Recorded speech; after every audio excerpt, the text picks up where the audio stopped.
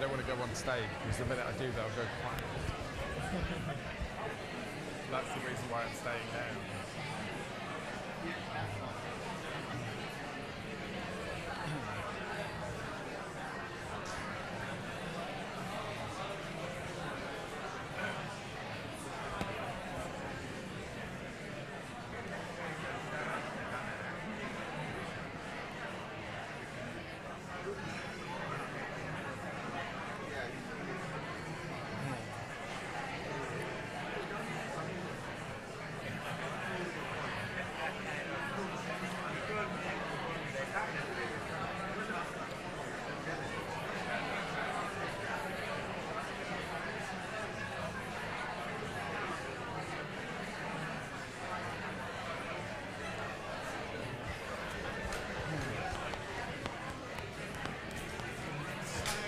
Hello, Sir John. Good to see you. Yeah, good to know. Thank you for coming.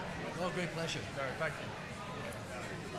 So we'll sit you in the reserved area, probably on this side, and do some stuff on stage, kind of welcomes and a bit of interaction, and then when we move on to the theme of placemaking, we invite you to come and join him on the stage where you'll take to that seat. I think you'll be the only other person on stage at that moment. We'll have Isaac joining us on teams from Uganda. So I think probably that might. Uganda? Kenya. Oh, sorry, Kenya. You're right. Yeah. You've read that's a test. You've read your briefing notes. Because most of the people in the room are from Uganda, so we've got a teaching party. So you're the only person who said that microphone which we've tested should work where it is. Yeah. But if not, just make it close. I won't touch it. Yeah, well, and if not, take it out the hole and use it. Can you just fully explain more about? I love what you're doing with Sub-Saharan. Having chaired Stanley Chocolate Bun for 10 years, I know the market very well.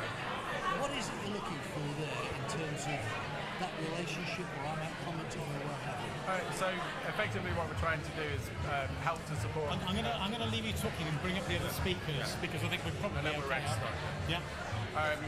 So effectively what we're trying to do is equip local landowners and other employees with the skills to be able to develop sustainable practices. And but we're starting, so I've helped to co-found with some Ugandans who are here, a charity in Uganda focused on orphan and vulnerable children. First step is to get them to give them a basic science and technology education, and then equip them with the skills that they need. So we run an online program which lots of people access, and then a group of them are given a scholarship to come here, and they do 10 weeks here, and you'll hear more about them a bit later on. Oh, that's excellent. Yeah. As I say, I know the markets quite well. Yeah. For example, we did some work with Sutton Bonington, forms of wheat, which is locked in and so on. Yeah. We can use the innovation we have to actually help Sub-Saharan Africa. No, we can. The other thing though is because so much of the AgTech technology are from mobile phones, most of the African people have got access to a mobile phone. They do. So Kenya led the way with the use of access phones. For making payments. Exactly. The government used them for making social payments. Yeah.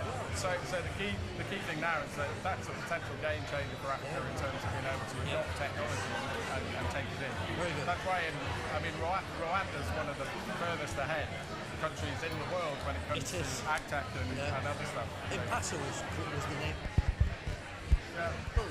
Innovating now. Well, at some stage, I won't mind coming back and talking to you. Yeah, I'd love to. I can't stay late. I know you can't today. Oh, yeah. Given what's been happening.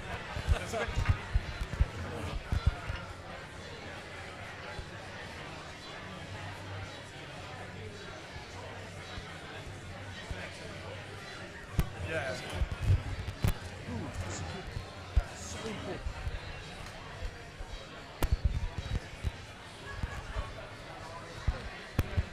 That's what we want to do. Brilliant.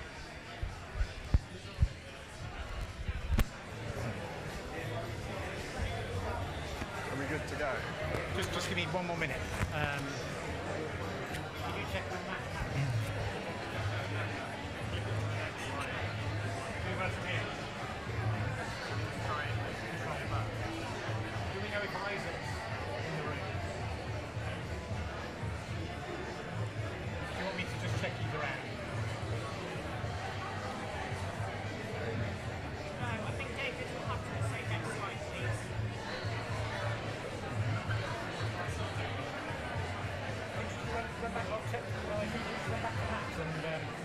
together and sort it out. Would be within their realms of doability. Don't go quiet.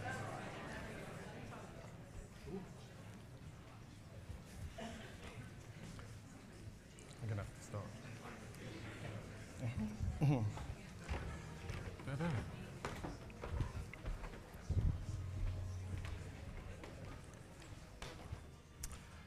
So, good morning, everyone, and what incredible power for me to think about coming up the steps, and you all went quiet. Amazing. So, welcome to our second Harper Together event. We had our first one in September, and for those who attended, the feedback we got, we had lots to learn from it because it's the first time we did it, but it's the feedback that we got from lots of people was that it was a very positive event.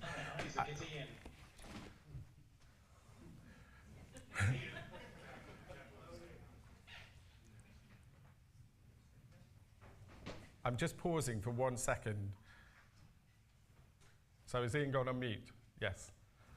Good. Right. Right, there you go. Technology, eh? So, thinking back to the Harper Together event in September, I just want to remind those who were here, and also those that weren't here, what we were able to do. We had an amazing connection with the president of Odessa National University of Technology.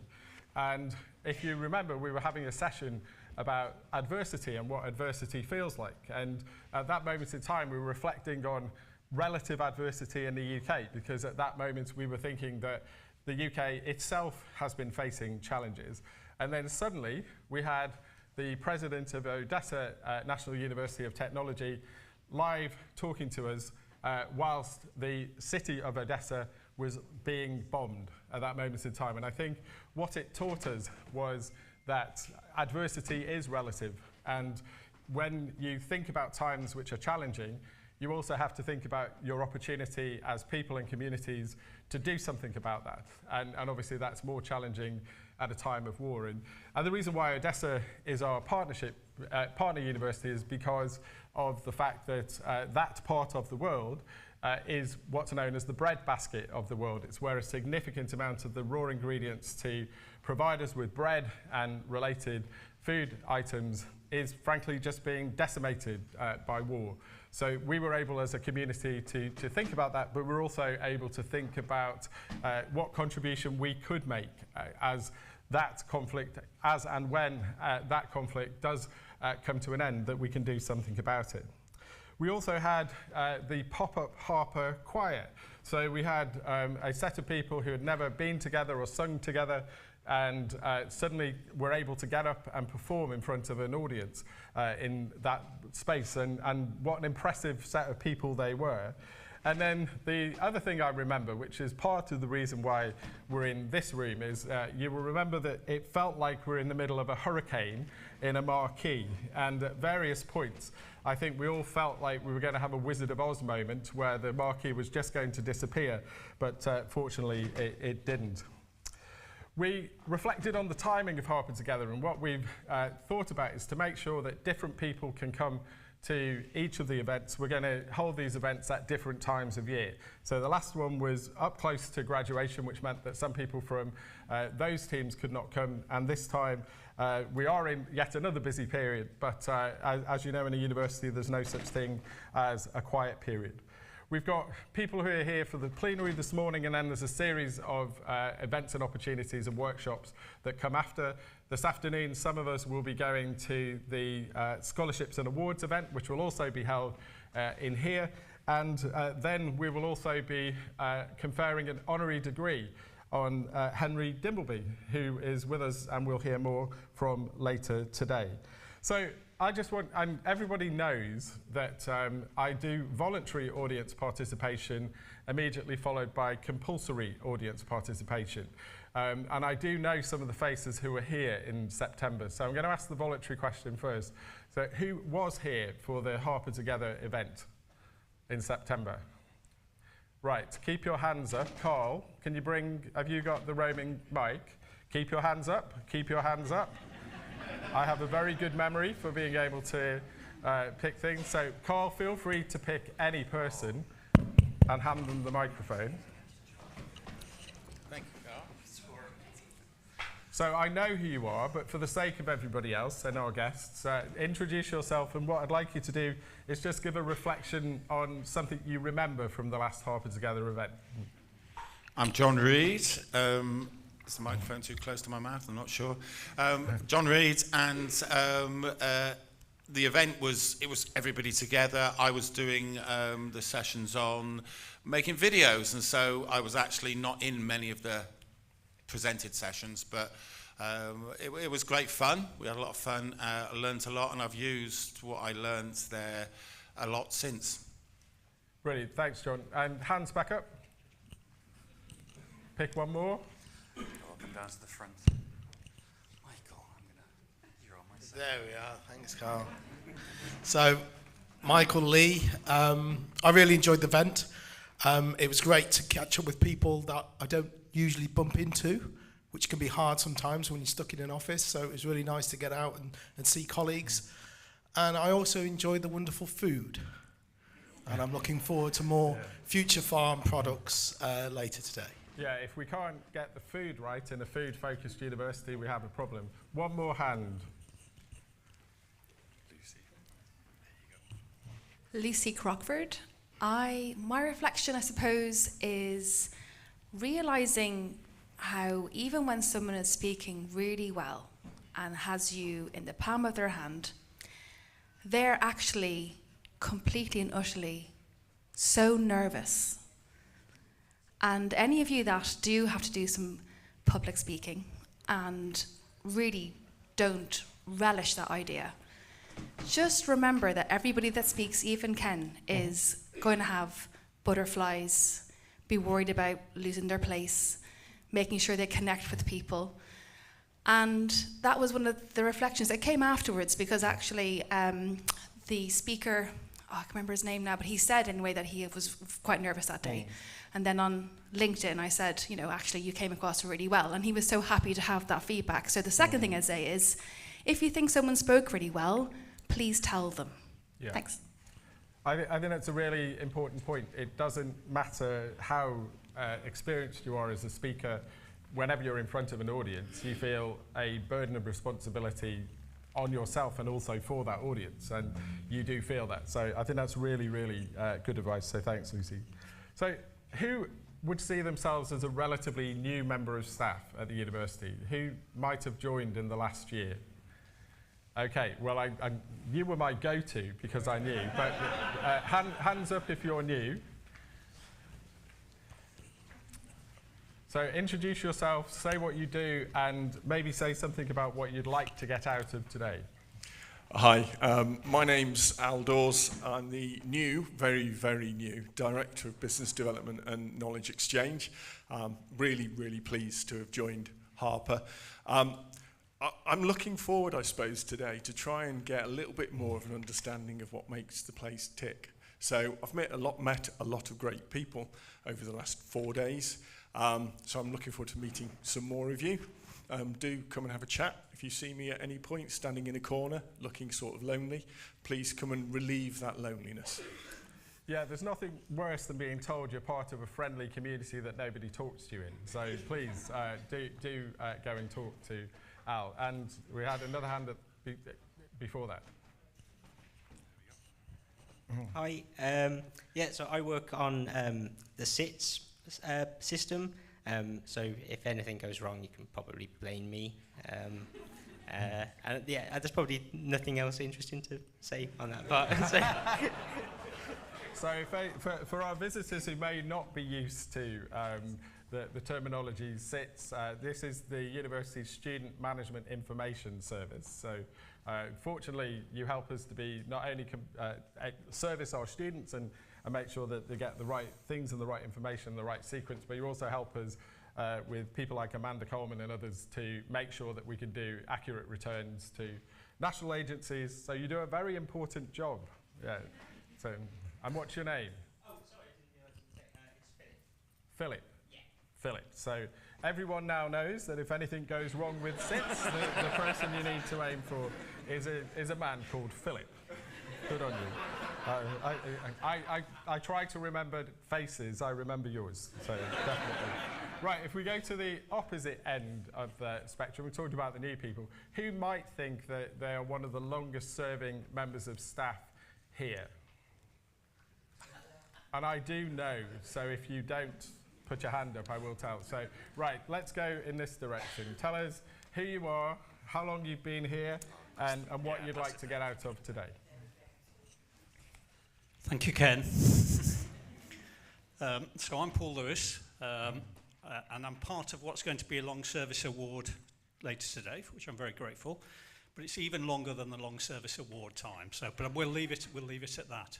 It's some considerable time, from Harper Adams Agricultural College to a university college to a full university. And that says something significant, I think, just in that change. Yeah, it does. You've seen a lot of change, Paul. And I have to say that Paul is my on-call optimism. If I'm ever having a flat day and I need to smile, Paul is the person I head to because I never see him not smiling. So it's... and we will celebrate your contribution later, Paul, and celebrate the contribution of lots of people who've served the different iterations of this institution over a long period of time. But whilst I've got you, thank you for your service. No, thank you very much, Ken. It's been a pleasure. I think if you pass it to Victoria behind you. I thought I'd escaped. What was the question? How long have you been here, Victoria? Not as long as Paul, but 28 years, yeah. 28 years? Yeah. Amazing. So, thank you for your service. And what do you do, Victoria? Tell everyone what you do, because we have visitors who don't know us. I manage the laboratories and I chair the facilities group. Great. Yeah, so all of the science and technology stuff that has to happen to enable us to educate our students and undertake research, Victoria and her team are critical and right at the heart of that. And also, Victoria's been doing some work to make the case for better support for technicians nationally, and recently managed to persuade Guild HE to become a member of the signatory for the Technicians Commitment, which is a really positive thing. So thank you, Victoria. So as you go through today, you'll have your own personalised pathway. For some of you, you'll be here just for the plenary. For some people, you'll be going through a programme over the course of the day. If you've got programme breakout choices, you'll have chosen them and you'll know what they are. If you have forgotten, then just find any of the team and they'll be able to tell you. You might be joining Catherine Baxter, our MBE, who is back at the university, having retired as university secretary, but she knows more about the university, I think, than anybody else in terms of microscopic details. So she will be doing a tour around the campus for people so that they can understand not only what we've got now, but also the history. You might be doing jewellery making. One of my memories was seeing professors and technicians and cleaners and everyone coming together to do jewellery making last time. We've also got watercolour painting. Is there anyone who feels they're an expert painter? No? So that's one talent we don't have in the institution. We have plenty of talents, but it turns out now that we hopefully after today we'll have watercolouring painting as well. And then for those who are joining me, and Doris Taylor, our Director of Development and Alumni Relations, and Richard Hamilton, our Chair of the Development Trust, will be here this afternoon if you're already booked in for the Scholarships and Awards event, which will happen here, which is an amazing way in which we celebrate not only the achievements of our students who've been given scholarships and awards, but it also enables us to thank the generous donors, companies and other organisations that have provided those scholarships, enable us to make a difference to our students and their time here at Harper. So this morning's plenary is going to run slightly differently from the order in which you were told at the beginning when you first booked. We will still delve into two significant themes: placemaking, which we'll discuss first, and then we'll go on to talk about food equity.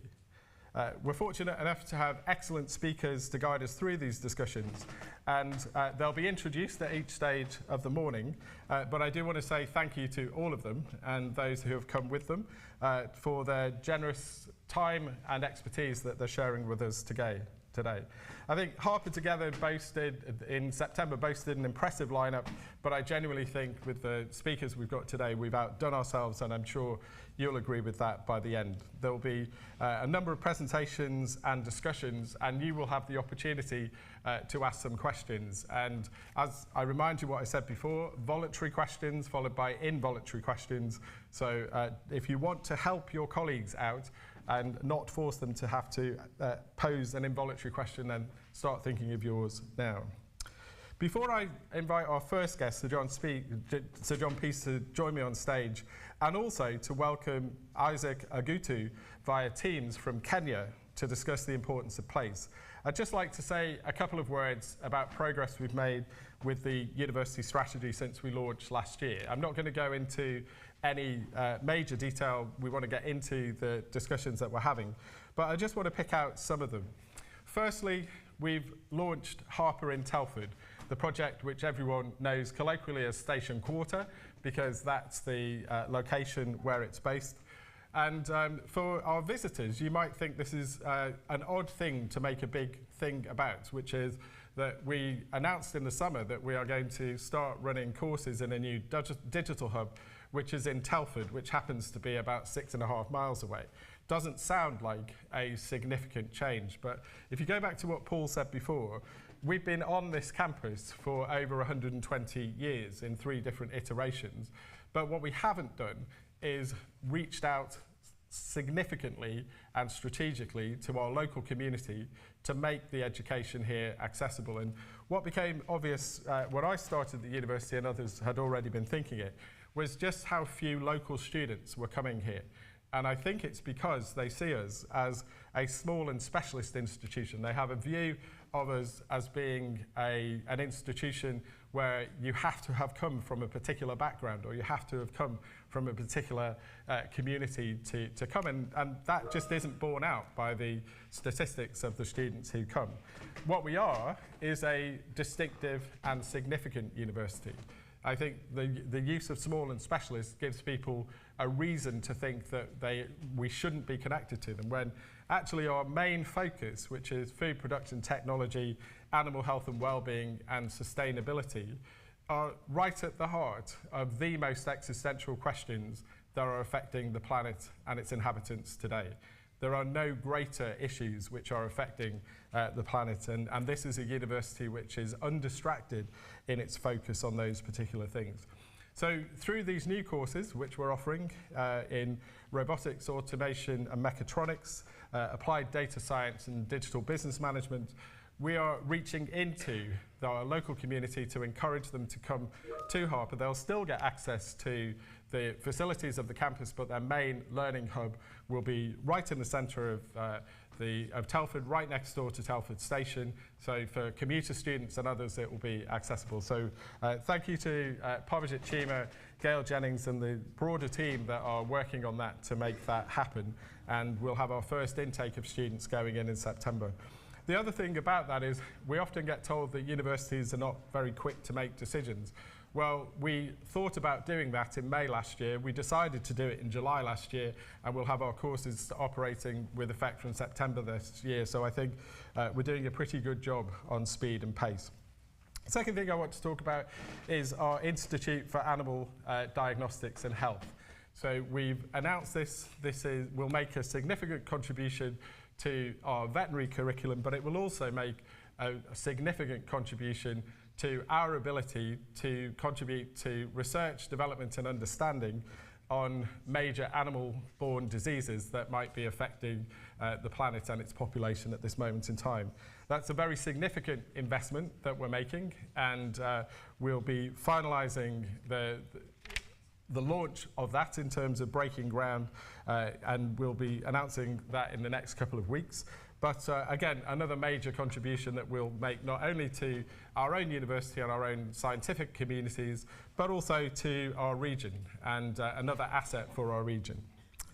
I also want to talk about the launch of our community fridge. And I know that between Daisy, who will be introduced later, and Iona, who will be introduced later, we'll hear more about this anyway. But this, our community fridge, where effectively we use it for the purposes of taking food that otherwise would have gone to waste and making that food available to the community, so our postgraduate community and our staff community and those that they support. And already, I don't want to quote a number, Iona, but are we closer to 3 now? 3.6. Okay, so that launched in the middle of January, and we've already redistributed 3.6 tonnes of food through this university that otherwise would have gone to waste, that's gone into the community. So a massively important addition to what we are. We celebrated the 20th anniversary of our partnership with Beijing University of Agriculture. I went over with Ian Rowley to do that celebration. So despite all of the geopolitical issues that are being reflected in relationships between different parts of the world, this university has continued and sustained that relationship with Beijing University of Agriculture, which is really important. And then the final thing I'm going to talk about briefly is the fact that we won the What Uni Student Choice Award for Outstanding Career Prospects for the 8th year in a row.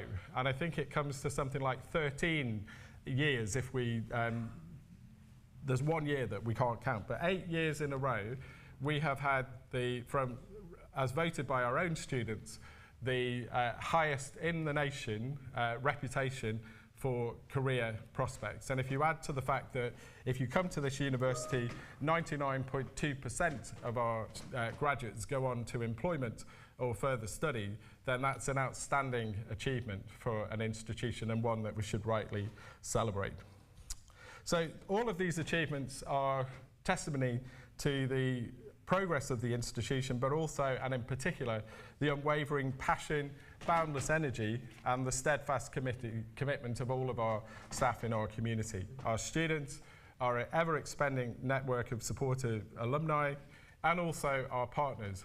The one thing that really stood out to me when I came to Harper from Australia is just how many partners we have that translate into real, meaningful work. This is not a university that signs memoranda of understanding and puts them on a shelf. Every single one of our industry partners has got a reason and a purpose to be connected to us. So it is a busy time, but reflecting back on what Paul mentioned before, in 1901 there were 6 students. Now we've got just under 5,000 students of different shapes and sizes. And we are comfortably positioned out of the post-92 universities as one of the, if not the leading institution in that group. And that's a testimony to all of you who are here, everyone who's been here before, including my predecessors. And it's important at moments like this that we acknowledge that and think about that as we plan our way for the future. So congratulations to everyone. So can I please ask Sir John to come and join me on the stage?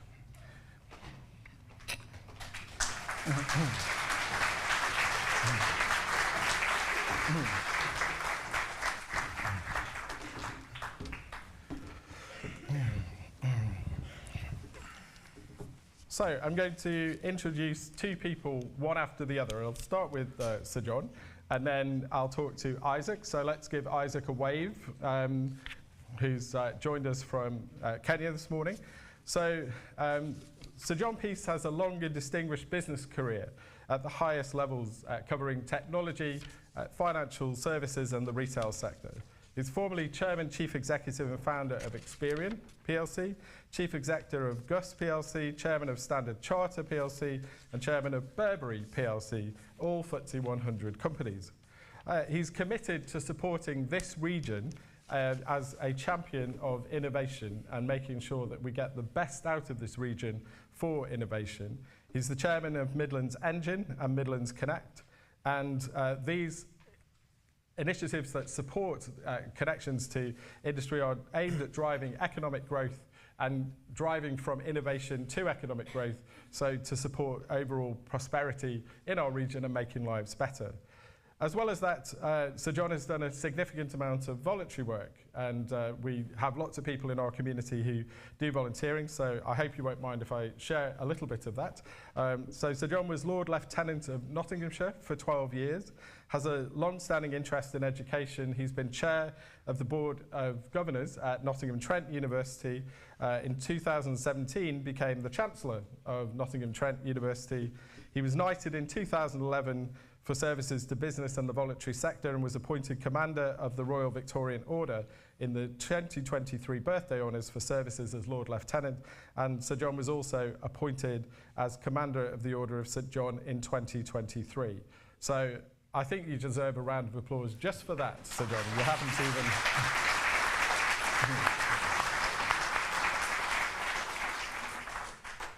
So, Sir John, that was my introduction of you. Maybe my opening question would be to say, if you were introducing yourself, how would you describe yourself? Well, I wouldn't give a speech. What I would say to you is, I'm a Midlander. I come from the Midlands, the East Midlands. My home has been there all my life, but I've travelled. I've travelled around the world in all those different roles, in all those different ways, and I'm going to look forward to what Isaac says in a few moments, because I did spend, during my career, particularly as chairman of Standard Chartered Bank, a great deal of time in sub-Saharan Africa. And I know the work that you've been doing here, Ken. I think it's amazing work in Harper, and at some stage I'm sure you'll talk about what that could go on to become, as you and I were briefly discussing a few moments ago. But I would describe myself as someone with a lot of knowledge, many connections, but more importantly, a commitment to the Midlands to make it realise its full potential. There are many challenges here, not to mention just down the road in Telford and places like that, but at the same time, there are opportunities, and our universities can lead that charge to help us through those challenges and solutions to the opportunities that are out there at the same time.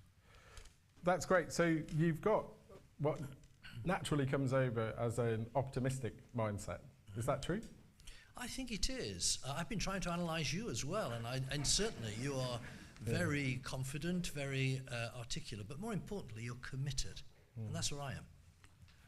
Yeah, I'm certainly committed, and it's an easy trait to have here. So Paul is not the only example of someone who's been through different iterations of it. But I think one thing that really binds people in at this institution is its purpose. So we're not a comprehensive university, we're a focused, purpose-led institution. So for those that don't know anything about it, Sir John, could you let people know what Midlands Engine is and what its role is, and what difference you think it is making to our economy? Well, the Midlands Engine is a partnership. It's, using your word for today, together, working together to make a difference. And the partnership today brings together, with government, local government and national government, working closely with our universities, our councils, with our businesses around the region, bringing them together to drive economic growth, and this is important, and to help people live their lives better. I'm not a politician. I'm a business person, but I'm a capitalist. I'm an inclusive capitalist. And I think what you're doing here, the approach that you're taking with this together, your introduction was doing the same thing in many ways here. I think that's the way forward, Ken. And our universities particularly can play a very important role in that. And many of the people here are the present, done some great things in the past, but it's the future that's going to matter.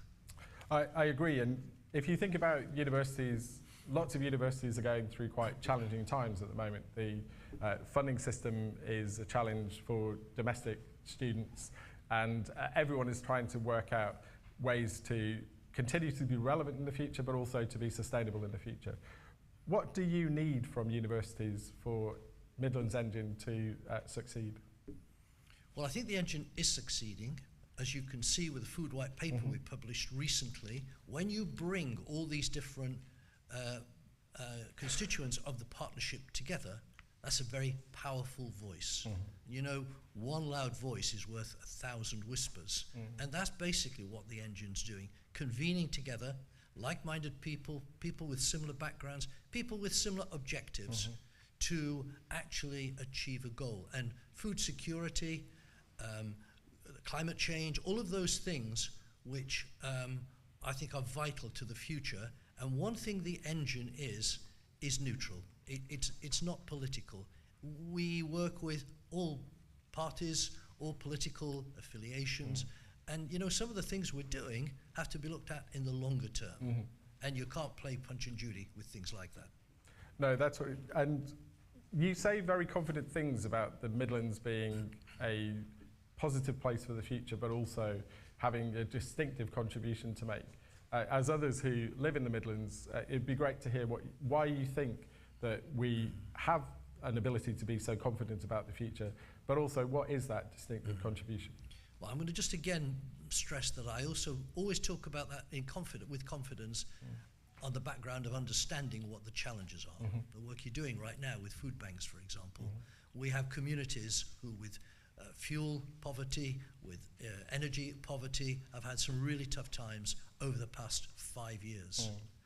It seems to me, as a non-politician, but as a business leader, if we can drive economic growth in this region on a global basis where appropriate, so I don't believe in working in silos or in isolation of the rest of the world. We can do that. We can start not only to tackle those challenges, but create that additional prosperity that we're looking for. Let me give you a simple stat. If you look at productivity here in the Midlands, we're lower than the national average, much lower. But if we could just take productivity here in the Midlands, working with the universities, up to the national average, we add almost 90 billion of GVA each year to the economy. That's why the Treasury are very interested in what the work of the Midlands Engine and what it is we have to do working with our universities through innovation to drive that growth. Thank you. And looking ahead, we know that there's going to be a general election coming up later this year, and obviously the engine is apolitical and will work with whichever government is in power. So regardless of shape of government, what is your ask of the next government in terms of being able to build on and sustain the work you're already doing? Well, first of all, I'd hope they would approach it, whoever that government is, on the basis of understanding what the challenges are. Notice I started there. And people are having a tough time. But once you recognize what the problems are, once you recognize what the challenges going forward are in climate change and food security and energy security are all part of that, then you can start saying, well, just a moment now, what are the great strengths we have as a nation? I would extend that to say the Commonwealth of Nations we have as well. I would say to you that by effectively driving that growth through innovation, and that brings you back to the universities, you can really achieve significant growth, which could also help us live our lives better, as well as adding to the economy. Great, thank you. And final question, and it might be too early to answer this one, but because it's topical, it's only right that I put you on the spot and ask you the question.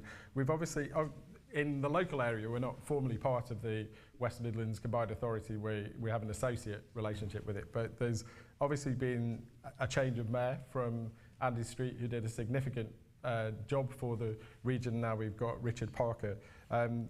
What are you hoping will come out of that change, or what do you think are the implications of that change?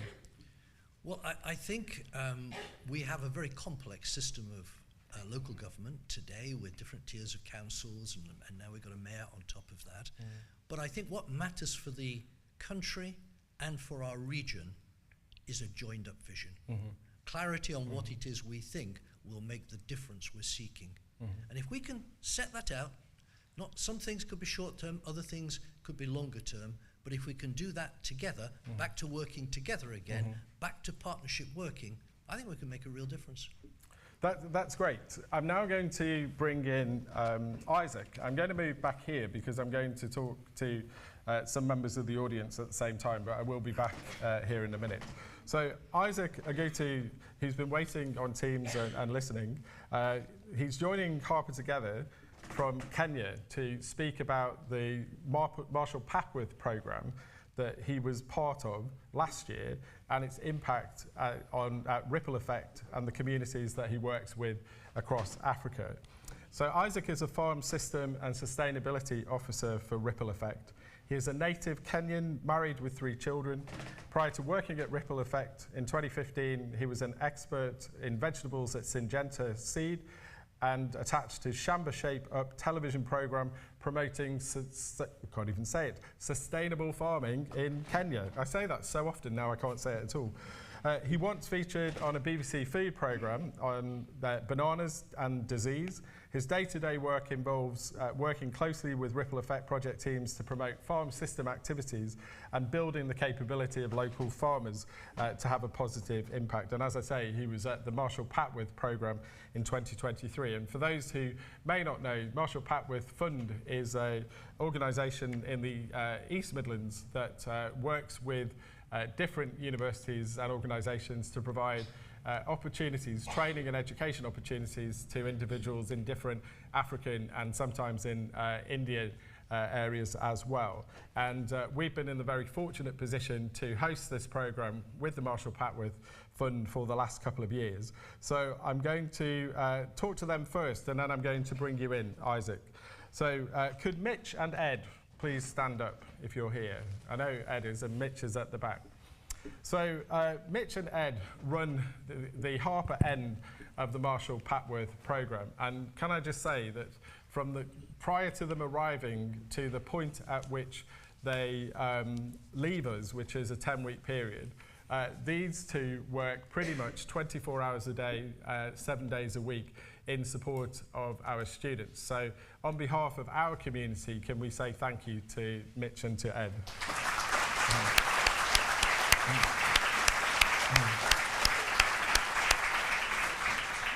And then we have our students who've joined us this year, who've come from Nigeria, Uganda, Rwanda and Mozambique. So can I ask you to stand up and maybe face the audience, and just so everyone can say hello to you and also welcome you. Let's give our students a wonderful welcome. Thank you. So if you want to take a seat. And we had an amazing memory for this programme last year, which was that we have a ceremony towards the end where we celebrate the achievements of everyone on our programme. And last year we were fortunate enough to be visited by Her Royal Highness the Princess Royal, our Chancellor, who was able to not only speak with the students but also to see and hear a wonderful song that was performed by them as well. I just want to ask one of your number to have a bit of a conversation with me. So I'm going to ask David Adengu if you don't mind standing up, David. And then Carl's going to come and give you a microphone. Thank you. So let me explain who David is. And I can feel reasonably confident asking David to do this and ask a question, because David is a person I've got to know very well over the last 4.5 years, I think it is. So David reached out to me when I was in Monash in Australia to talk about a charity that he and his communities were establishing, which is called Te Api for Peace, which has a focus on supporting vulnerable and orphan children in Uganda and in the Teso region of Uganda, and really was looking for some advice and some support on how to get the charity up and running. And so he sent me a message on Twitter, and I used to get lots and lots of messages on Twitter, but this was one that I replied to. And since that day, David, I think I can honestly say you have sent me a WhatsApp message every single day, at least every single day. And I might think that my boss is the chair of the board and also Her Royal Highness the Princess Royal, but my real boss is him. Because normally what he does on a daily basis is give me a list of tasks that I need to do on behalf of the charity and then check that I've actually done them. But I do want to say that David is an example of absolute sheer determination, and he's got Stephen and William with him from the same organisation. But if you want to see how the world comes together, so when he reached out to me, I wasn't in an agriculture food focused institution. I was in a big comprehensive university, but the project is very much agriculture and food focused. So then I move over here, and fortunately we then have a whole raft of people that we can connect. We then have the Marshall Papworth program. The Marshall Papworth program launched an online course which enables people to be selected to come on this program. David and his community, both last year and this year, went through that program, and then a number of them were selected by the Marshall Papworth group to come here. And here we are 4.5 years later. Despite being a WhatsApp contact for 4.5 years, I met him for the first time on Sunday. And it was a deeply moving experience for me to meet you and to see just how much determination you have got. So I'm going to ask you a question in a minute, but congratulations to you and your community for what you've been able to do.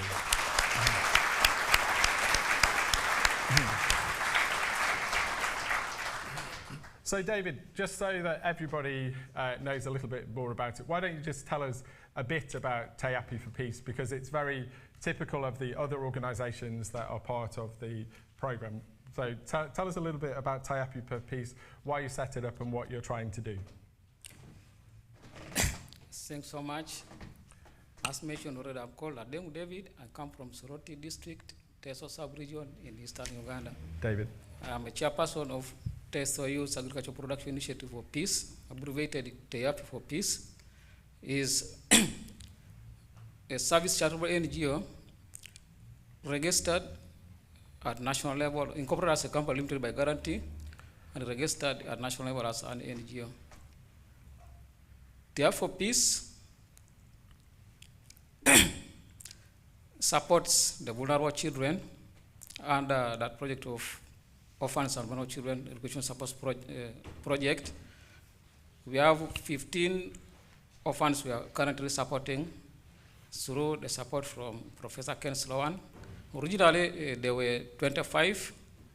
10 were supported by the business communities around, but when COVID-19 lockdown came, the 10, their support was interrupted because the business of the community people around were interfered. Actually, the business collapsed, and they dropped their support. So those ones are now pending. They are not supported. We also have Passion Fruit project, which is being supported by certain local NGO in the Netherlands, where we engage the youth to use just small pieces of land to grow the passion fruits, and therefore reducing land conflicts. And when they sell the passion fruits, they will be positioned to buy the basic needs for their families, and therefore reducing domestic violence in those homes as we promote peace. There are also other projects that are on pipeline to be implemented when the organization gets funds, like Skilling the Youth project, where we hope to skill the youth in carpentry and joinery, metalworks, fashion design, bricklaying and concrete practice, and so on, so that they can acquire the skills that will enable them to be self-employed as well as self-reliance. Great. Thank you, David. That's the brief introduction I can say. Finally, I would like to congratulate Marshall Papworth Foundation for enabling me and my team to come and study 10 weeks short course training in Harper University in Sustainable Agriculture, which last year we sent the two. They did the course, they went back. Now we have come 3. I know we are also going to complete the course successfully. Then when we go back, we can combine the two, and we shall be able to set up a sustainable agricultural training center where we shall disseminate the knowledge and the skills gained from Harper University to our rural farming communities, changing their mindset from using rudimentary methods of farming to modern agricultural production methods, hence enhancing our agricultural productivity in terms of as we make a difference. Thank you, David. Agriculture. Thank you.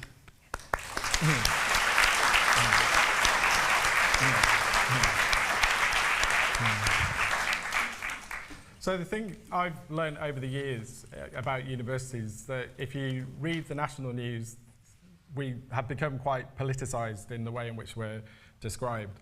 But the fundamental thing that universities do is convene. We have an ability to bring communities together from different areas, different backgrounds. We have the ability to connect through our community to other people. And I think the Marshall Papworth program is a real testimony to that. So congratulations to everyone who's on the program.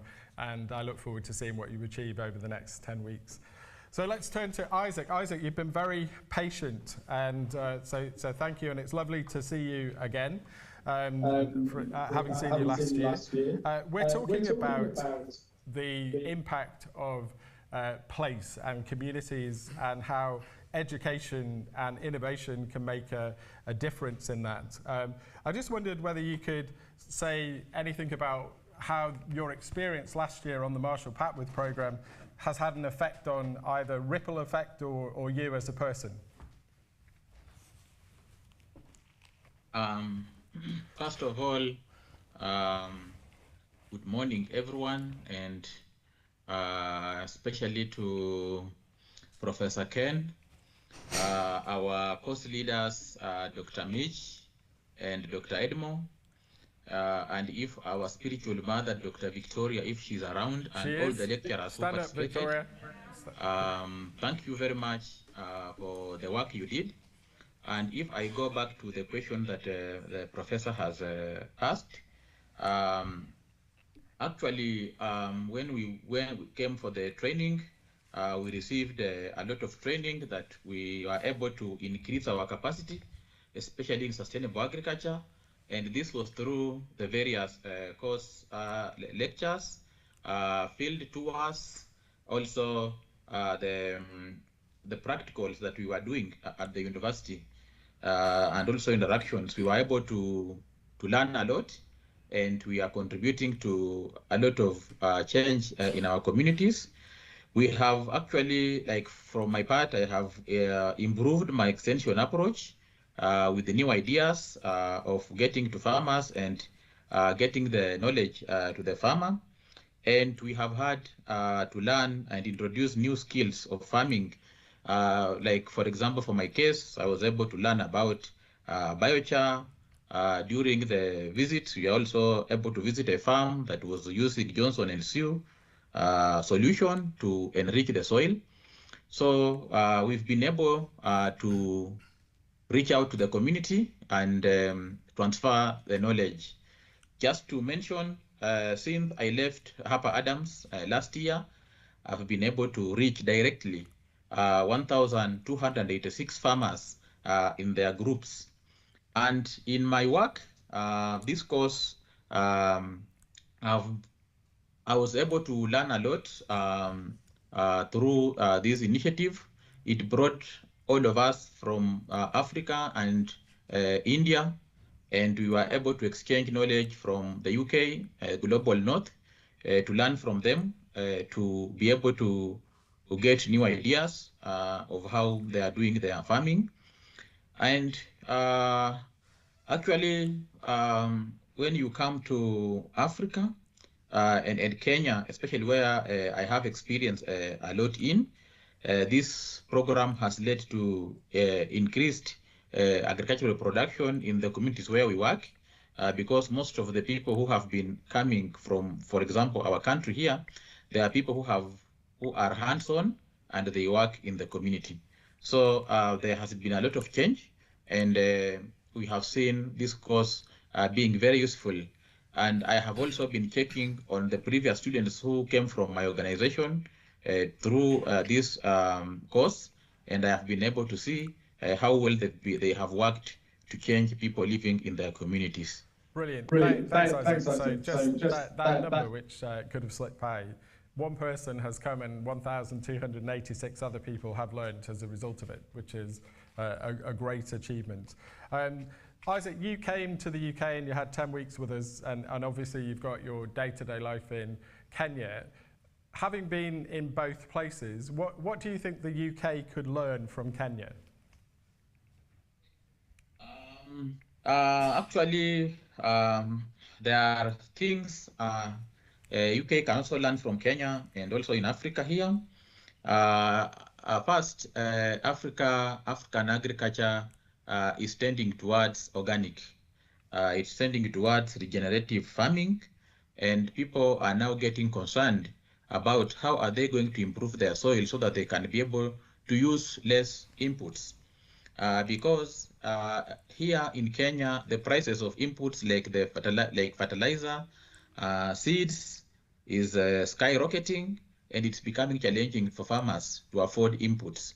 So here, farmers are tending towards organic agriculture, and this is something that I think the UK can be able to learn from Africa, so that they can also try and do sustainable organic agriculture. At Ripple Effect, where I work, currently we are promoting what we call agroecological positive approach of farming, because when we came over to the UK, we visited a university in Wales, Bangor University, where they were doing agroforestry, integrating animal production, tree planting, and other types of research. So we also thought, how can we learn from this kind of approach? And we thought that we can do an approach that is really going to regenerate our soil.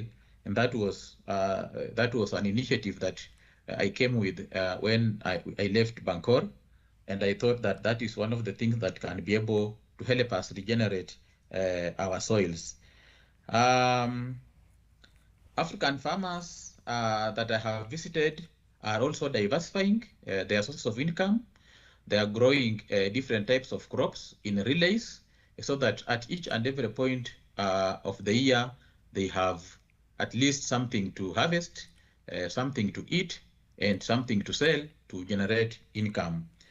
Diversification is also something that I think the UK can also learn from Kenya and Africa, because when we visited some farms in the UK, most of them were large scale and they were specializing in a particular crop. But here, farmers are trying to diversify so that at any point when there is no market for a particular crop, they can be able to get market of the other crop and get income. I would also like the audience who are here to also know that in Kenya, agriculture, the use of modern inputs remains low, and most of the work that is done by farmers is done by women. They are the women who does a lot of work in the farm, and also we also have a lot of post-harvest losses that African farmers are facing. And there is also a tendency of young people moving away from their rural areas to go and look for employment or jobs in the cities. So youths are like not very active in farming, and this is something that the UK can also learn. The UK can also learn from Africa to encourage their youths at this moment to really participate in agricultural activities and become farmers, because the population is growing and we will be able, people will need food to eat in future.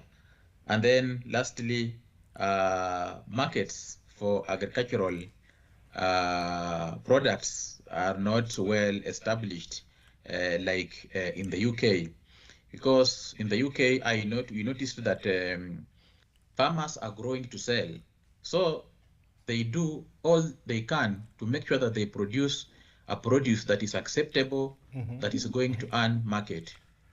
So they are growing to sell, and they can be able to take care of their crops. Here in Africa, in Kenya especially, the farmers we work with, they are growing to eat and sell the surplus that they will be able to get. Yeah. So the quality of product is not as good as the quality of product that we were able to see while in the UK. Okay. Yeah, thank you. No, I think that's really good. I think telling us about the different purpose behind the growing is really important, and also the work that we are doing on regenerative agriculture.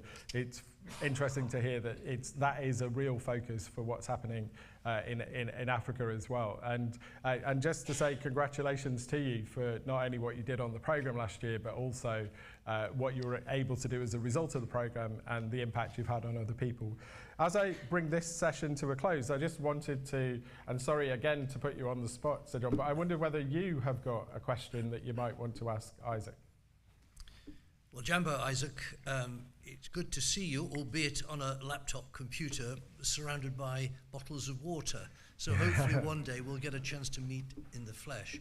I thought the comments that you had from Isaac and indeed the relevance of the audience here, I think sub-Saharan Africa is a place I love, but if I could link together both food production and water, climate change is severely impacting Africa.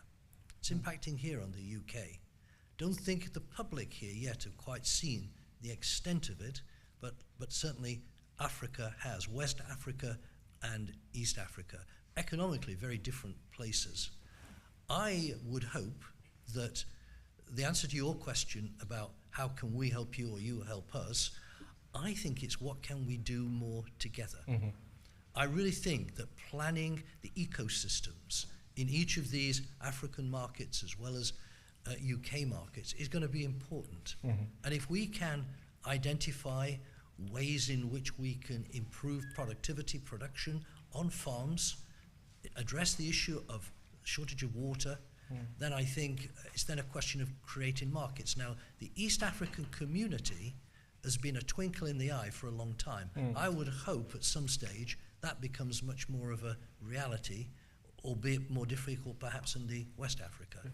So I think, Vice Chancellor, to you really here, what more could the university do together to bring them closer? I would love to, with you, at some stage for the Midlands Engine to take a trade mission or an innovation mission to a number of those African countries, and let's together figure out a roadmap that really could make a difference. So I think I can accept that offer, Sir John, because I think our students who've come from different parts of Africa, and also Isaac, who's with us from Kenya, I think they would like nothing more than to see ongoing collaboration between the UK and their country, and also from our perspective, for us to be able to take our mission and purpose with other universities and organisations across the Midlands Engine would be a real opportunity. And as we can see, when you bring people together, we can actually make a significant difference. And that's what we want to do. So thank you, Isaac. Thank you, Sir John. Let's say thank you to Isaac and Sir John. Thank you.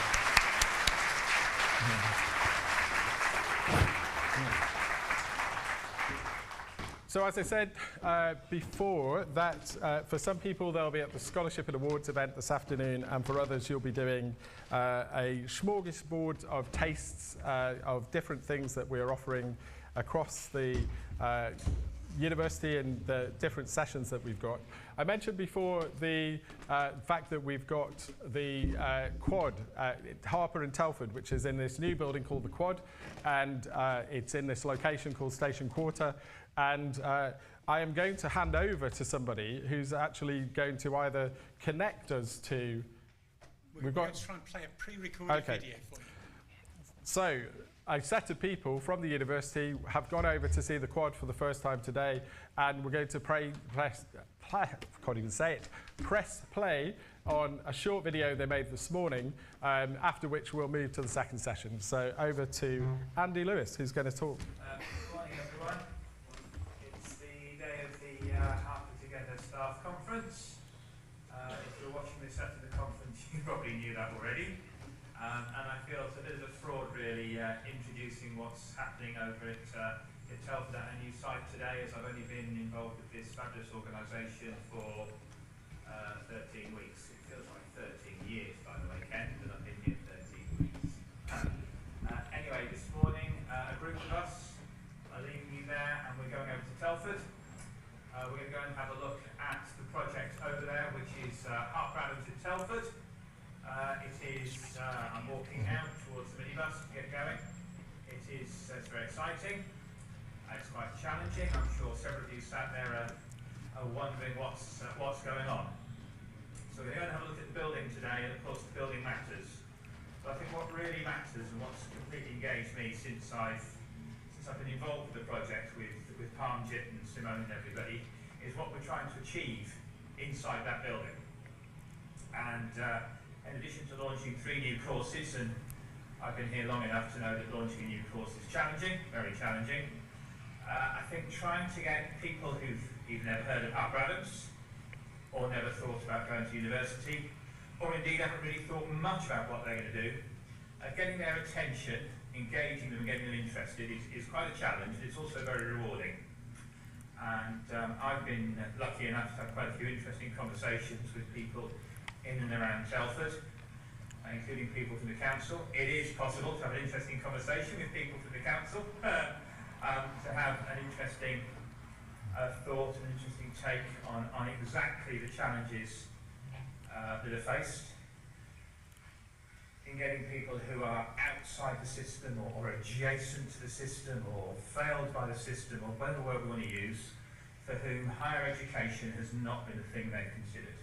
So we're going over today, as I say, to look at the building, and the building matters. Glorious sunny day, by the way. I'd just like to congratulate Tasha and Joe for even organising the weather at Harper together today. Anyways, look, the building matters, of course it does. We'll have a look at it today. We'll make sure the roof doesn't leak, or if it does, David will get some buckets to use. We'll make sure, of course, that everything that should be there will be there when we open. What we're really looking at today is our new home, our new venture, our new thoughts, and our new ideas and ideals around launching something completely new. So I thought I'd finish this ramble to camera, stood outside what we've looked like and continue to look like for many, many, many years now. And soon we'll be stood outside and then inside something that's very different to this. And I suppose we're trying to create the same vibe, the same Harper spirit in a new space, with new people, in a new way. That's quite exciting, really, I suppose, you know. So enjoy your morning there. Think of us over here, and together we will make the difference. Have a great morning. Bye-bye. Thank you. So, Andy's taught us a lot in that very short piece, particularly about how to work with local government, and we'll pick that up. We're now going to move on to our second theme, which is food equity. And in a moment, I'm going to pass the baton to Vicky Cook, but I'd like to welcome Vicky up on the stage. But before I do, I want to just say how excited I am about the fact that we've launched a commission into food banks. We're not looking at food banks as a problem case. We're looking at it with a genuine question, which is, where have food banks come from, and also what does it mean for our future? And there are lots and lots of possible ways of looking at that and thinking about that. And I know that our commissioners will be working hard over the next year to make sure that we can make a meaningful, impactful contribution to policy in that particular area. But before we do, I just want to do my introduction of Vicky, who I've known for some time, from her time as Vice Chair and Pro-Chancellor of the Council at the University of Warwick. She's not only a seasoned business leader, but she's a non-executive director and trustee across a wide range of different organisations with experience in insight and communications in particular. Her expertise covers strategic, commercial and not-for-profit realms. She has a absolute fundamental understanding of behaviour and behaviour change and what it takes to change behaviour. And we know that in the agendas that we have, that so much of what we're looking for is for people's behaviour to change over time.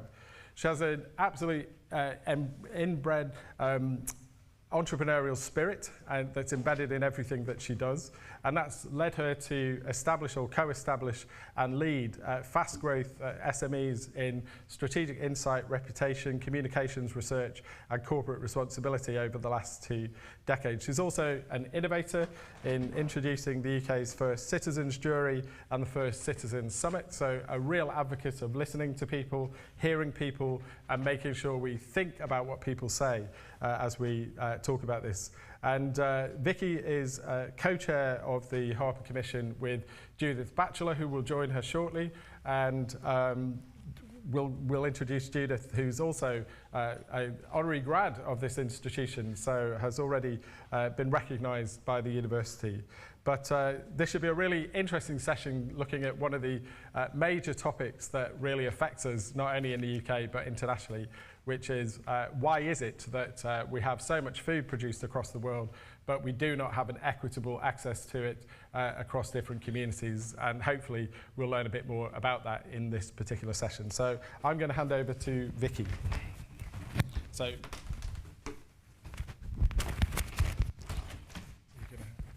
I'm trying to make this work. Yeah. Thanks, Ken. So let's welcome Vicky.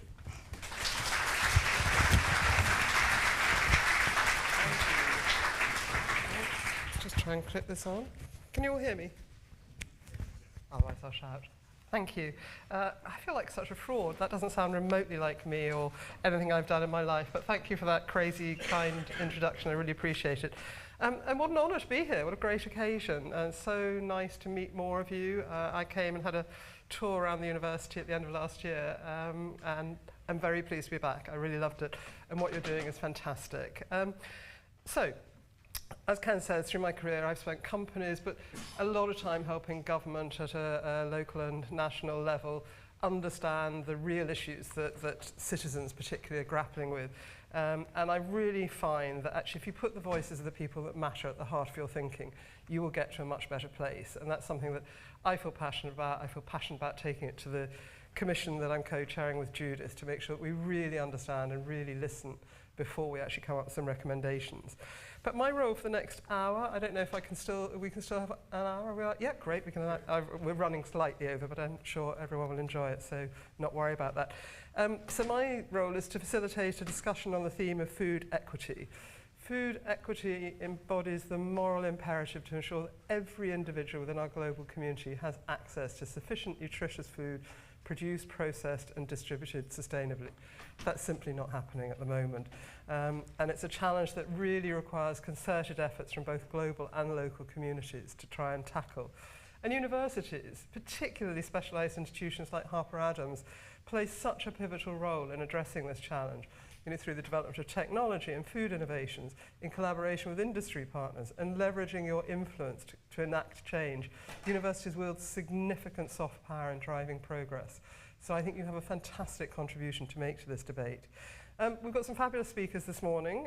What we're going to do is we're going to have 2 individual contributions, and then I'm going to chair a panel where I'll start by asking some questions, but then I really, really would love it if you voluntarily ask questions, but if not, as Ken says, I will pick on someone. And what we really want to do is to explore some of the kind of obstacles we face and some of the potential solutions to tackling food equity.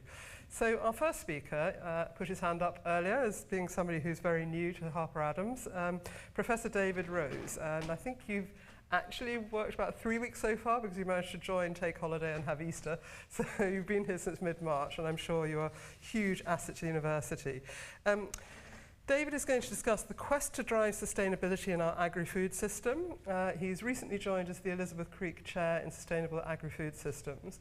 He's already served as an Elizabeth Creek Chair in previous roles at the RAU in Reading and as a visiting professor at Cornell in the USA. He's a prolific author, speaker and science communicator. But in his new role at Harper Adams, he's aiming to combine both his experience and that of his fellow Harper Adams academics to drive forward a real step change in agricultural practices which will improve farming for both people and planet. Please join me, David.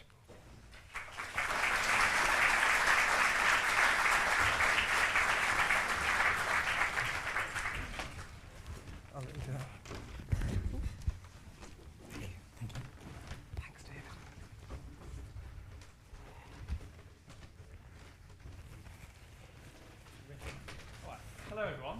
firstly, thank you for the invitation to speak. So this is my first half together.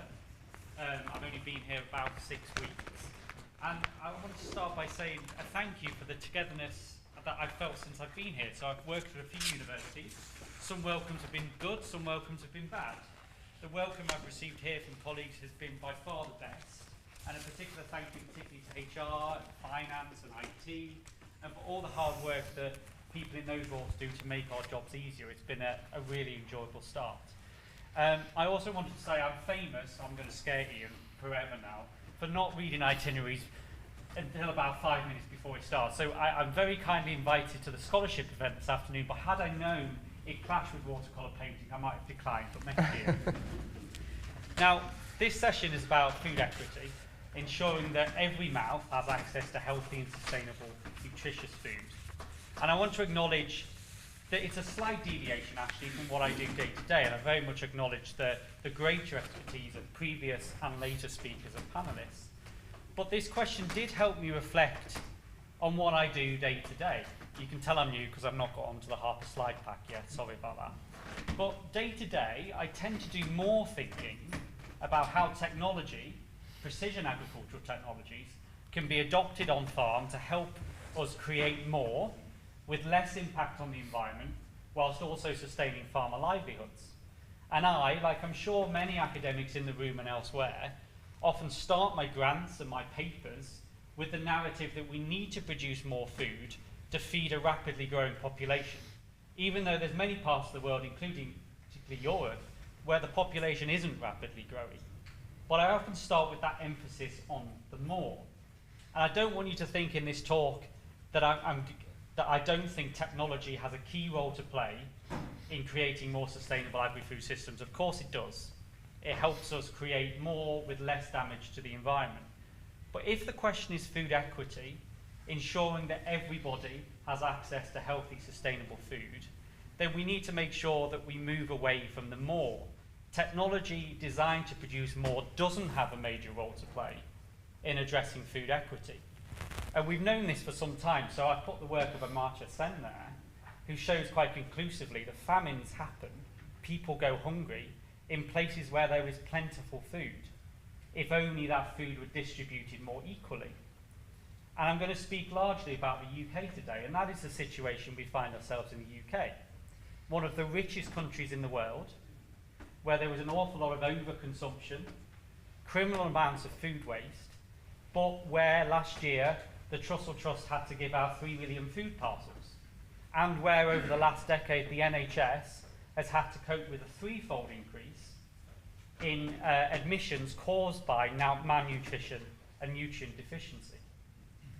And I don't usually like criticising governments in public anymore. I tend to do that behind closed doors. But I think it is fair to say that for a number of years now in the UK, we've had a government completely seduced by the technological silver bullet, as if technology can solve our problems, and it would be nice if it could. It would be nice if technology could help us geoengineer the climate so that we didn't have to change the way that we behave and society works. It would be nice if technology could help address poverty and food security. Those narratives are very much, I think, rooted in previous false and simple narratives like the Green Revolution, where some in the scientific community would argue that was a triumph of innovation alone, of technology alone, not recognising that actually food security was enhanced in those regions not just because of technology, but because of social and political change. And I'd want to argue in the rest of this that if we're interested in addressing food security, improving food equity, we need to get away from the more and start trying to tackle some of the thornier and more complicated issues that actually cause food inequity. So I wanted to start by saying, talking about inequality, and this will be picked up on by other speakers because much of this work is rooted in the National Food Strategy that Henry led.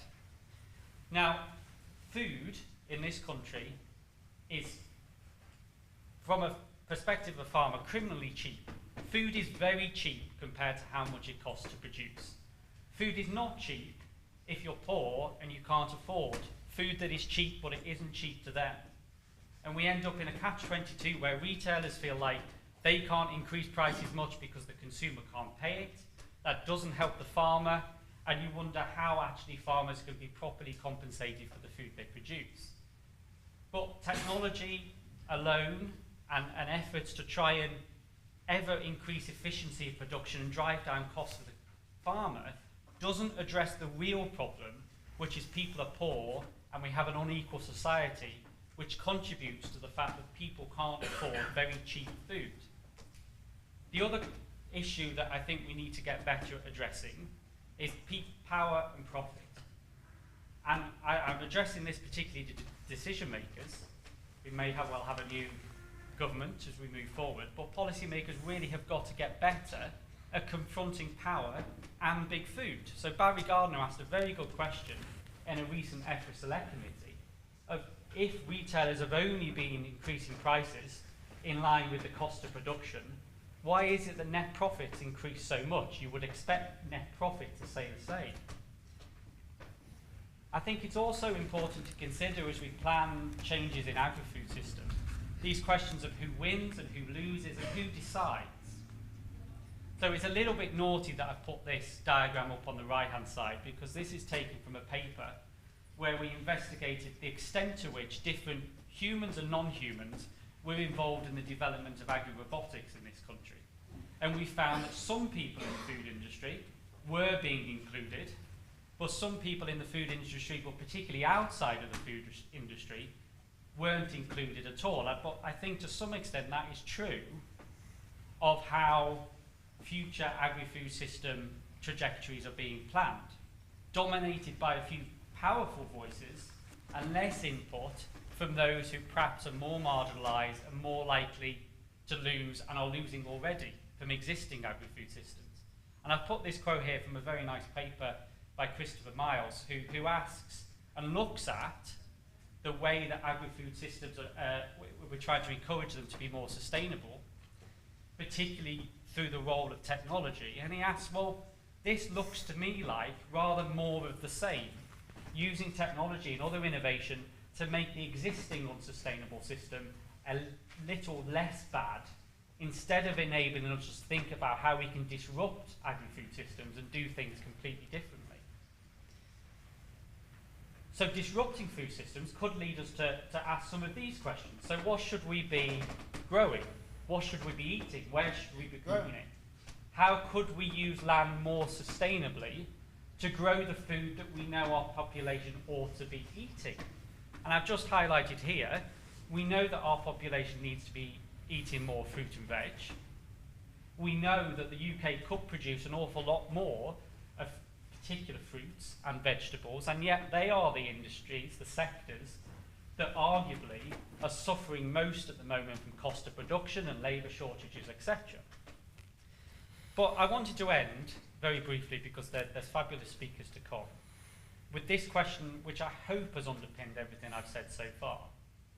As we think about how to make food systems more equitable, so that every mouth has access to healthy, nutritious food, the question is, particularly for policymakers, decision makers, but also for everyone in the room that has influence, is what appetite really is there to disrupt the food system? And I've put an elephant on there. I thought Ellen Williams might be here, but she's at a conference in Belfast. But what appetite is there to address elephants in the room? The elephant in the room on the NHS, you'll hear this at the next election. The NHS has suffered from underfunding and poor bureaucracy. That may well be true, but that isn't really the reason the NHS is in trouble. The NHS is in trouble because it is having to cope with things that it wasn't designed to cope with. Obesity, diabetes, cancers, many of which can be linked back to our unhealthy relationship with food. What appetite really is there to address big food and make sure, if we're wanting to change people's diets, when they go into a supermarket, they aren't directed towards the stuff we know they shouldn't be buying? What appetite is there to address the planning system and address inequality such that people from low socioeconomic backgrounds aren't surrounded by junk food and takeaways and actually have access and can afford healthy food? And that's what Tim Lang very much argues in his book, and all the scholars do the same, and in the National Food Strategy and other places. that we spend an awful lot of time tinkering around the edges, innovation here and there to make things a bit more efficient, but we ignore the real issues that are actually driving food inequity. Power, inequality, profit. And if we're serious about tackling food inequity, we need to be able to go there and think how that's addressed. And I'm sure that'll be reflected upon from the later speakers and the panelists, and I'll hand over to their expertise. Thank you very much, David. Thank you. Thank you, David. That was really, really interesting. And yes, I'm sure we'll pick up on some of those themes. I'd like to ask Judith Batchelor to come and join me on the stage, please. Delighted to introduce Judith. As Ken says, she's no stranger to Harper Adams. She holds an honorary doctorate in agriculture from the university and is an advocate for the university and its work across her incredible networks in retail and government. Judith started her career in pharmaceuticals and teaching before her true vocation in food and farming, and she's worked in the food and drink industry for quite a while. I'm not going to give the number of years. Starting in manufacturing at Bass and Mars before moving into retail at Marks & Spencer's and then Sainsbury's as director of Sainsbury's brand. Today, Judith is Deputy Chair of the Environment Agency, Honorary President of the British Nutrition Foundation, and sits on the Natural Environment Research Council and the European Advisory Council for the Nature Conservancy. She's also chair and non-exec directors of many, many other organisations. But perhaps particularly relevant today to the theme of food equity is Judith is co-chair with me of the Harper Adams Commission on the Future of UK Food Banks. We had our first meeting of the Commission a couple of weeks ago. We're both kind of very fired up to use the Commission to improve the lives and communities of the 3.5 million people in the UK who make regular use of their food bank. So I think Judith's going to tell you all a little bit about the Commission and some of the kind of things that we're looking to achieve with it. So please will you welcome Judith.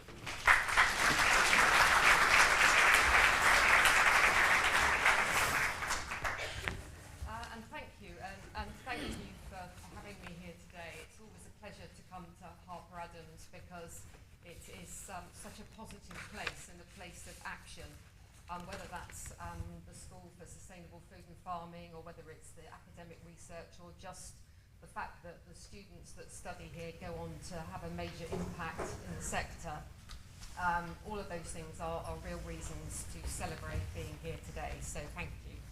And I specifically wanted to talk today about the Commission that Vicky has just mentioned and obviously Ken has spoken about, because it's not your usual commission, and I've sat on commissions before and they've been very formal in the way they've been set up, but we genuinely have brought together a group of people with no preconceived ideas of what the outcome will be. And I know that's hard to believe, but it's true. So we're blessed with a very diverse group of commissioners, and those commissioners are there for their skills, their expertise, and because they represent the system. And you've just heard that the system needs some serious disruption if the system is to become fully functional and to deliver for everybody within the system, not just a few people within the system. And therefore we've collected people from across the system, and you'll meet some of them today, who really will offer us a diverse and different set of perspectives. And they genuinely are not, let's say, the usual suspects. We had our first meeting, and I think it was really important for us co-chairing. Just leave the microphone a bit closer. Oh yeah, thank you, that's fine. You should really sure you really have to be a lot louder. So yes, we basically brought together the commissioners, and we wanted to understand what they wanted. So we asked them a couple of questions. The first question was, why did you want to join the commission? Because it's not paid, it's hard work, and you have to contribute. It's not somewhere you can just sit on the chair and keep the seat warm for the next year. Why did you want to join the commission, and what does success look like for you? And essentially, we got some quite interesting commentary back. The first one is, I suppose, an obvious one, is that everyone was concerned about the explosion in the number of food banks. But fundamentally, we then had a long conversation about what is a food bank, because they come in all shapes and sizes, and some of them are performing really key community activities as well as providing food.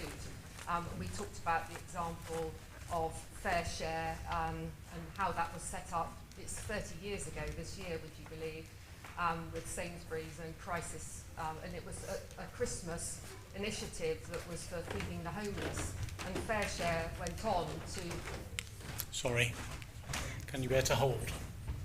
I'd want to sing when I'm holding one of these, which is dangerous.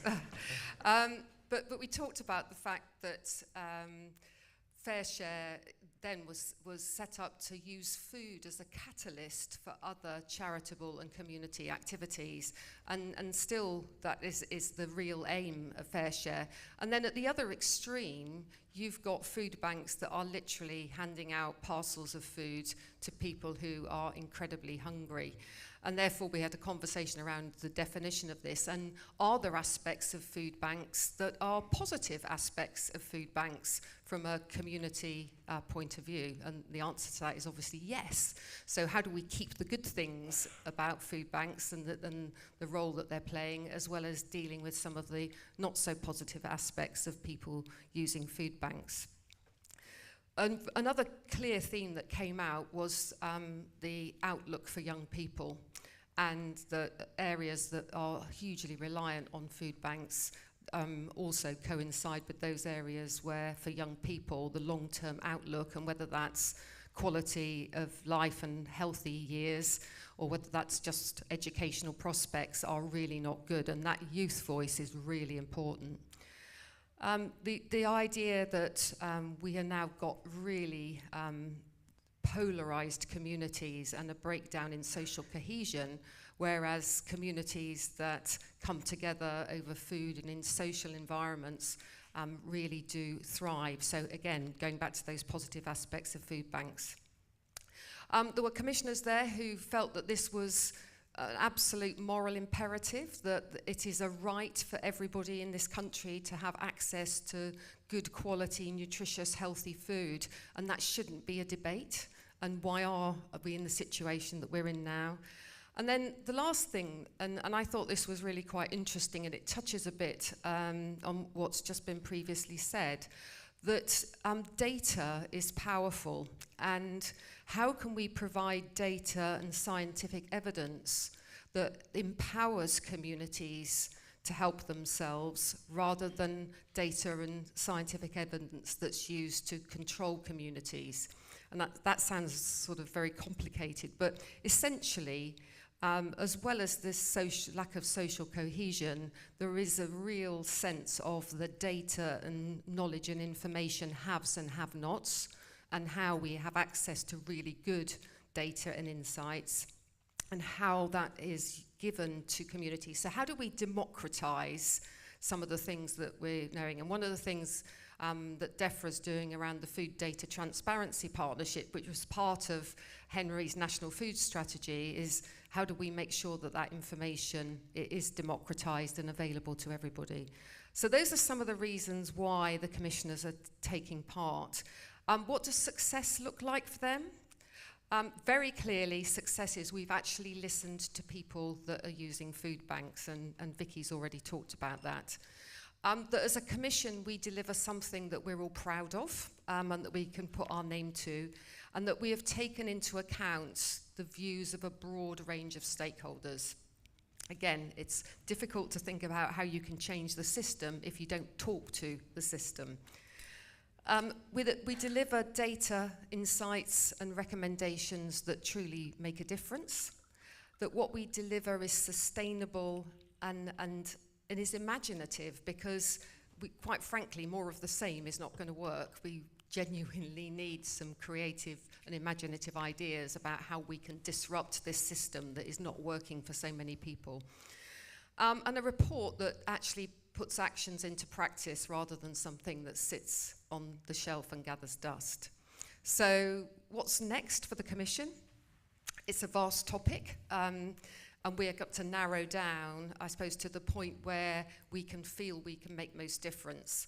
And the way that we're going to go about that is to understand what the collective wisdom is across the system, whether that's academics, whether that's practitioners, whether that's people using food banks. Understand the collective wisdom, understand the gaps in our knowledge and understanding, and then work out where we can best intervene to make a real difference. So that's what we're going to do. Lots of active listening in the first instance, but genuinely, if anybody is keen to hear what we're doing and wants to know more, then Vicky and I will be around, Ken will be around, and some of the other commissioners will be here. But genuinely, we're really, really hoping that this can have an impact, because genuinely we can't live with this anymore for all the reasons that have already been explained. So thank you for listening, and back to you, Vicky. Thank you very much, Judith. Thank you. Thank you. Thank you, that was great. And as you can see, we've got our work cut out for the next year.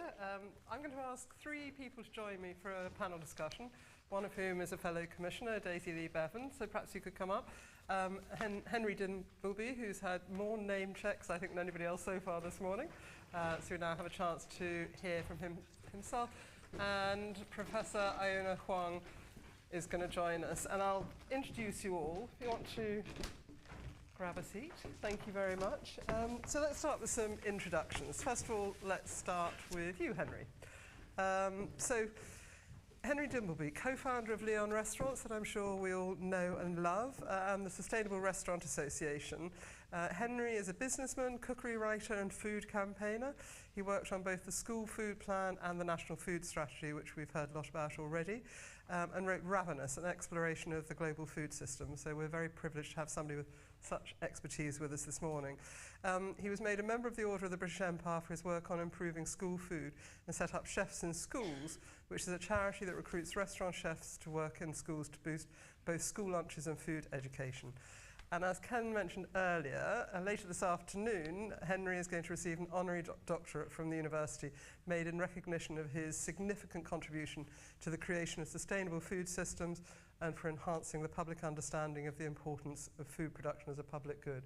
So you're very welcome, Henry, and we look forward to hearing from you. Thank you. Next, we have Daisy Lee Bevan, who's dedicated her career to transforming how we approach surplus food, with a dual focus on combating food waste and alleviating food poverty. She founded the pioneering Food Share project in 2019, now called Not Just, and she's leveraging her extensive experience as a bulk surplus food buyer. And in fact, I think somehow or other you've managed to get 17 pallets of buns this week, which is quite an achievement. So Daisy has successfully redirected thousands of tons of chilled, frozen and ambient surplus food that would have gone to incineration, but is now being used for charitable use, not only saving food production businesses significant disposal fees, but also, and crucially, serving our community's most pressing needs. Daisy is on the commission with us, so very much looking forward to working with her on that. And last but not least, Dr. Iona Huang is Senior Lecturer at Harper Adams and leads the university's Community Fridge that was mentioned earlier on, and I think is hopefully going to tell us a little bit more about that. But the Community Fridge is a unique live-streamed food waste initiative that operates out of the postgraduate common room. So the Harper Community Fridge is being used to redistribute surplus food, and I think you're getting some buns tonight, so look out for those arriving, which would otherwise be disposed of. So helping again to reduce food waste and address cost of living challenges at the same time.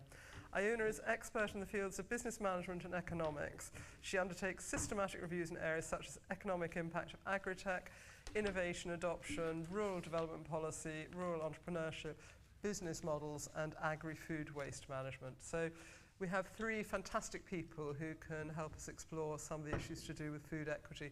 Please start thinking of your questions. We've got almost half an hour, so we've got time to take plenty of questions. But I'm going to kick us off. I'm going to start with you, if I may, Henry.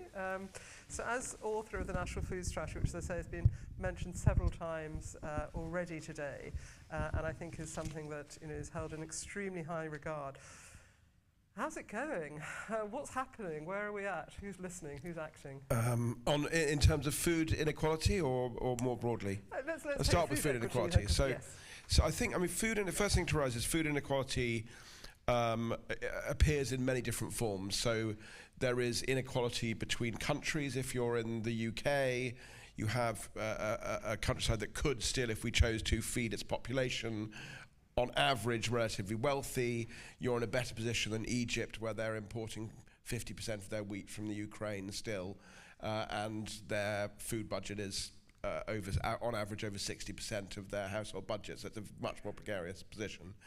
There is obviously food inequality within societies, most often driven by relative poverty, levels of poverty, but also by other interesting things. So, for example, the UN, the FAO, Food and Agriculture Organization, recently published a paper that said that women are much more likely to suffer from severe food inequality for quite surprising reasons. So it is in famine situations, it's normally the men that collect the food from the food trucks.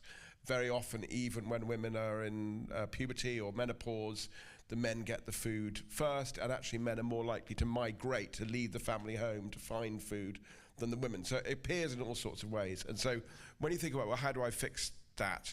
I always think that the philosopher John Rawls' kind of mind experiment of the veil of ignorance is a useful tool. So he said, if you were to be born, if you didn't know where you were going to be born, how would you want the world to be structured?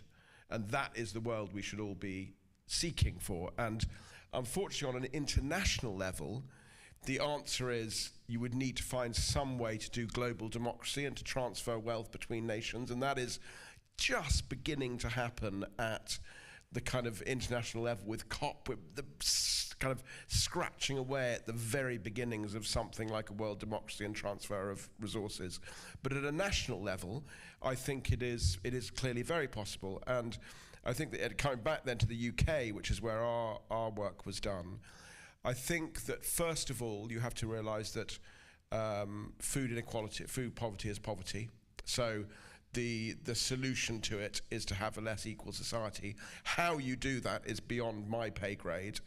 But in the meantime, in Daisy's work, you have to accept that we have a very unequal society, and you have to ask, what do we need to do to try and make life a bit better for those who are living in poverty? And we recommended 3 things which are partially happening, and the most important thing isn't happening.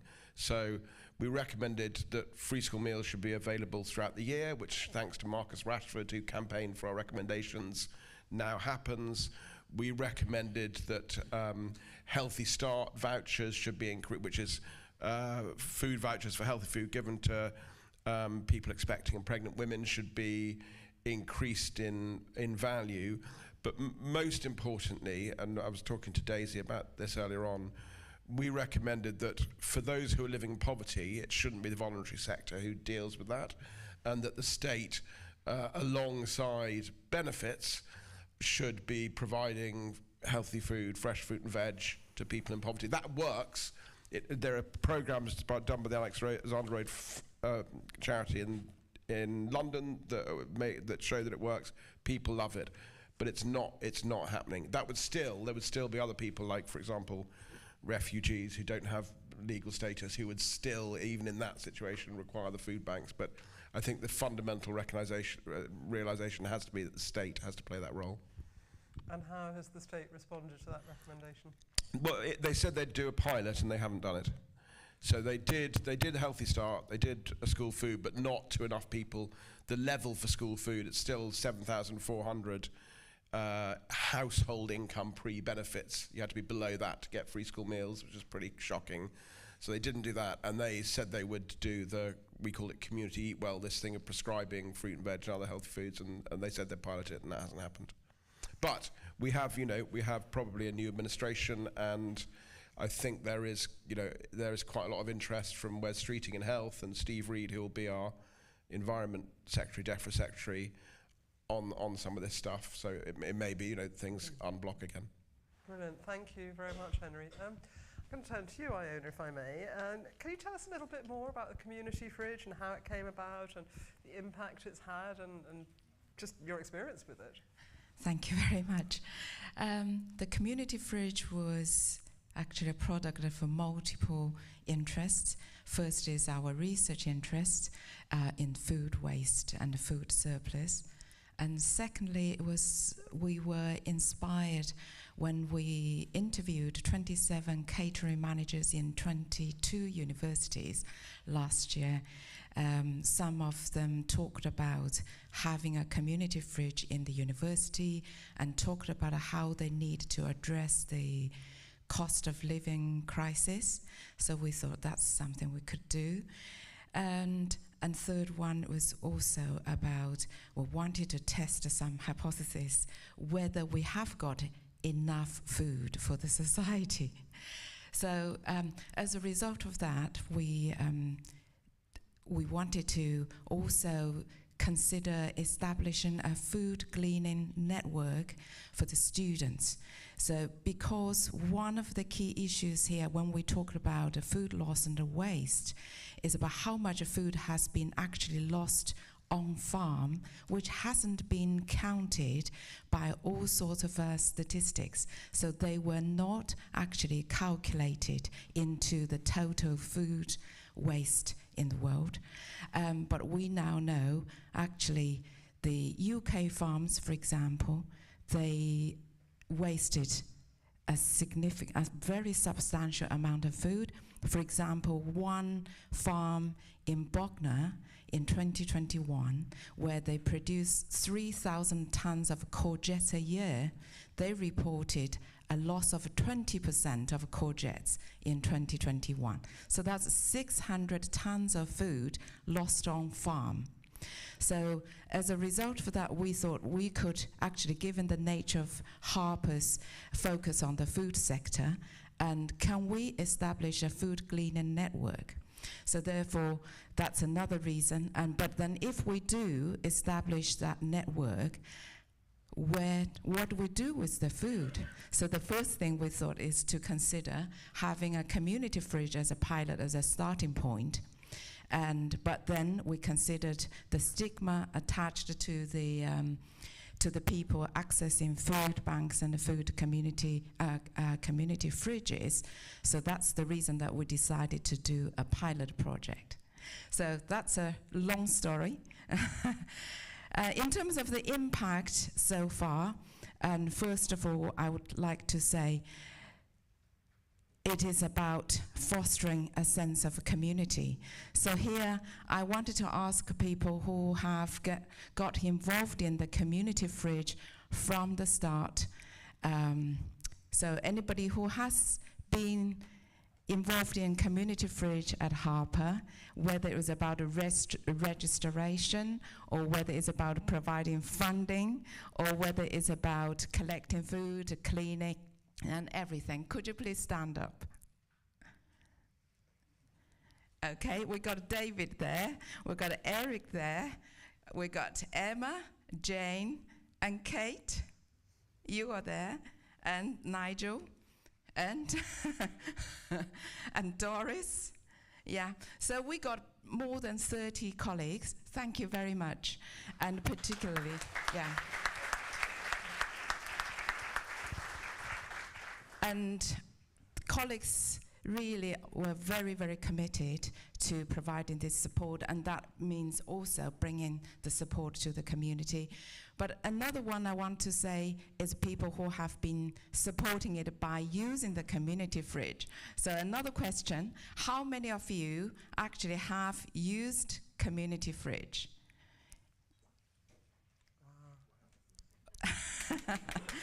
So thank you very much. That's great. So our system registered 451 unique users of community fridge since the 10th of January. And we have also saved 3.6 tons of food, as I said earlier, and that is the equivalent of 1 hectare of land for a year. So that is only over 17 weeks.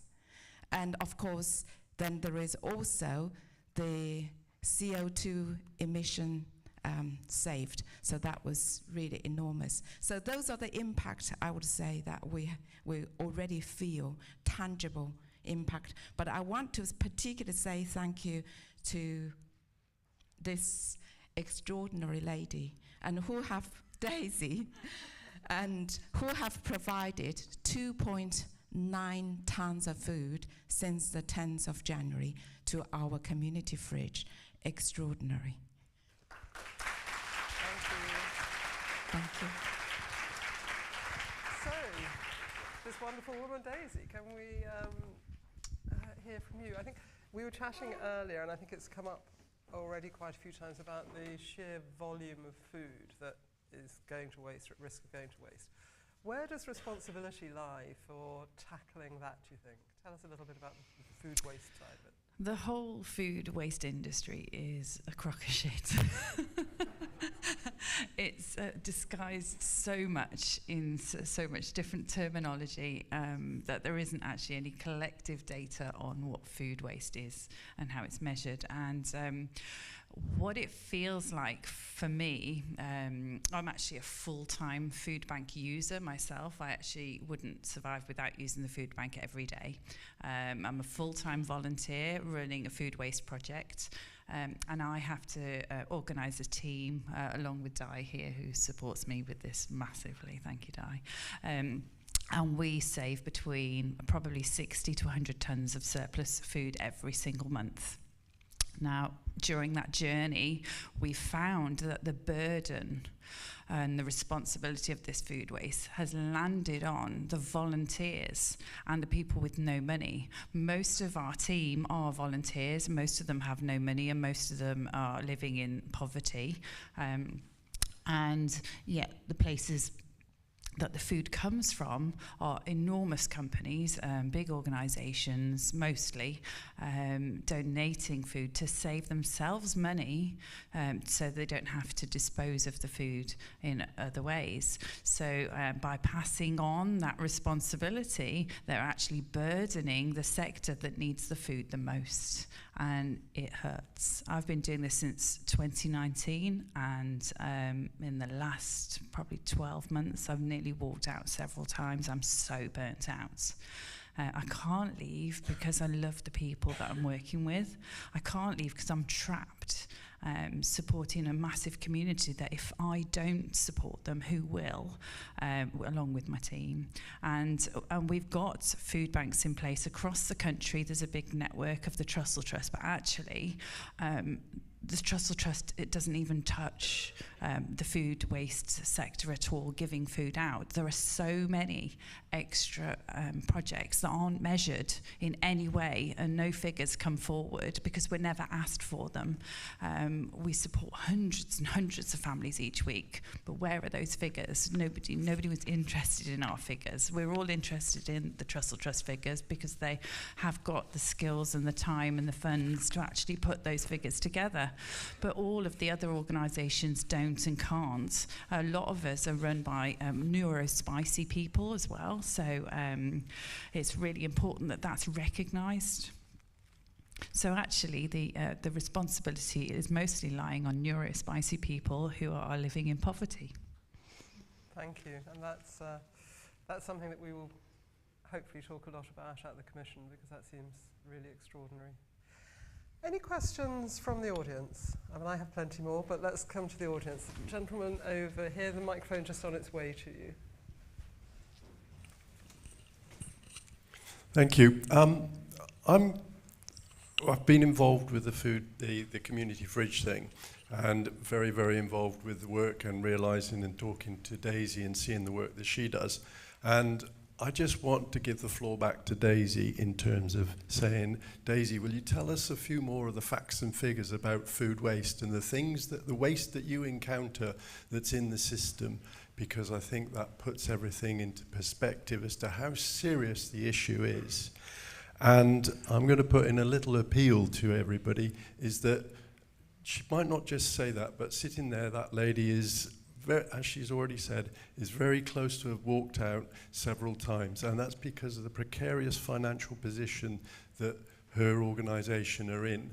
And one appeal to everybody here, if as a community, as a university community, we could do something, even if it was giving one of our spare vans or our knackered minibuses to Daisy and her operation. So I'm going to put in a little appeal to the likes of Ken and Liz, just to say, can we do something as a community? But I think, first of all, Daisy, please tell the audience a little bit more about some of the waste that goes on in the system that you encounter. Thank you. So going to go to Daisy, and then I'm not sure, Henry, you might have something to add to this. But Daisy, floor is yours again. Thank you. A little bit choked, actually, when you said thank you very much for acknowledging. So the food waste that we've encountered, and Di will back all of this up, it's been horrific, our journey of the things that we've learned about to do with food waste. One of the biggest amounts of food that's wasted that doesn't really appear in any figures, or if it does show me, is that the food is coming into this country, it's being imported into this country, and about 30 miles from the port, some of it is just going straight for incineration. So we don't even see it, we don't hear about it, we don't know about it. The only way that I know about it is because I was actually offered some lorries full of, I think it was lemons, because they had the wrong country stamped on them, on the boxes when they arrived into the country. They were rejected, and there was nothing wrong with the lemons, and they were going to be disposed, and somehow someone managed to divert these lemons. We also ended up with 2 lorries full of bananas and some lorries full of mangoes that were actually trapped at port for too long, which meant that the date on the, although they don't actually have a date stamped on them when they're grown, wouldn't be long enough to go into the shops. So they were trapped so long that they needed to get given straight out. With the mangoes, what was interesting is when 2 lorryfuls of mangoes arrive in Telford, nobody knows what to do with a mango. They really just don't. They'd be like looking at it saying, well, I don't know what to do with it. So we ended up having to even cut mangoes up and say, look, this is what it is, taste it, taste it. Oh, no, it's too much work. And actually, that's what it's become, too much work, all this fresh food. One really interesting thing happened to me a couple of weeks ago. I've got a small shop in Madeley that we've just opened recently, and a gentleman walked in and picked up a jar off the shelf and laughed and said, I make these. And my first question was, and where? And he said, Telford. I said, okay, how much do you waste? And he laughed and showed me the top, and there's a circle sticker on the top of this tin of peanut butter jelly. And he said, we actually throw away when the sticker isn't stuck on right, and if it's not central, they throw away so much. It's ridiculous.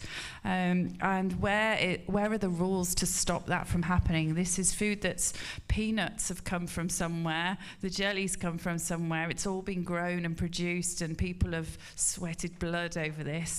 And then this jar, oh, the sticker's not right, into a rubbish bin. Some of the food recently was rejected and sent to us because the pallet was too heavy. So we ended up going to somewhere to pick it up because they couldn't transport it because it was too heavy. We've had food being rejected because someone's over-ordered and then denied that they've ordered it and just left pallets on site to logistic companies. Pallets that have mix-matched cases. So, for example, if the pies were being put into cases for, say, for example, Aldi or Lidl, and it might be chicken pies and beef pies, and there's supposed to be 3 of each in a case, and somebody has set the machine wrong and it's 4 of one and 2 of the other, that whole pallet, or several pallets, and sometimes hundreds of pallets, are rejected because the cases are mixed wrong. And that food is then incinerated. It has started to be offered a little bit to charities, but again, that's to reduce their waste costs and look good and feel good about what they're doing. But I don't think they understand the burden that they're passing down to the people that are handling that surplus food. Thank you, Daisy. Henry, did you look at this? Just briefly, so I think that's a really good example of lots of ways in which the system doesn't work properly. Just kind of reflect on that from a systemic point. So we waste about 1/3 of the food that is edible in this country. That's wasted largely in 3 places. At home, and that is the worst because that food has often come from abroad, been driven to a shop, set in a fridge in a shop, been driven to our house, cooked using energy, put in the fridge, and then wasted. So that is an absolute disaster. Then you have kind of supermarkets and business, and then you have farms. So how do you deal with those systemically?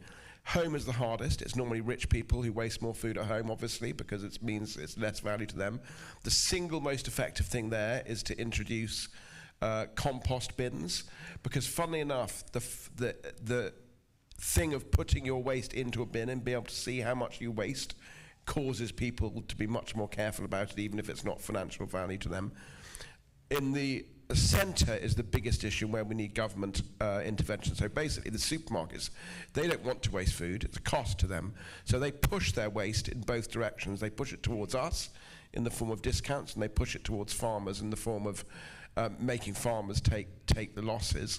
And this is where countries like France have much more kind of intensive intervention with supermarkets. And they also have, to Daisy's point, there are some forms of waste that the system kind of can't deal with, but which actually should be dealt with. So for example, tomato farms, if there's a massive rush of heat, all the tomatoes come on. Then when you get a cold snap, you get a glut of tomatoes because people buy less tomatoes. Very often those tomatoes are composted in huge numbers. The government tried during COVID just giving a little bit of money to charities such as Daisy's to help them find that food and reuse it, and that has ended, but that was enormously effective. So you need to understand the systemic reasons why it's happening, and then government should intervene to try and solve those systemic problems where it can. Fantastic. Very quickly, I'm aware that Ken is... Ken's lurking. Funding, I just triggered something for me there. Funding is apparently available, but it's not really. So there is a lot of funding out there, but if you're neurospicy and can't fill forms out, forget it. If you're not a registered charity because you can't handle running a board, then forget it. If you're a CIC with one director, forget it. Even though you're doing a lot of really, really big work, and actually a lot of the grants are £100, £500, and that's doesn't even cover a day's worth of costs. So the paperwork and the time to do that funding is a crock of shit. Thank you. So we'll end on the crock of shit. Thank you all very much. Thank you, Daisy, Henry, and Iona. That was a really, really great session. Thank you.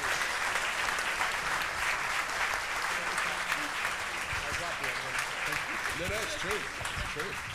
And there isn't enough in what there is. Hard to access.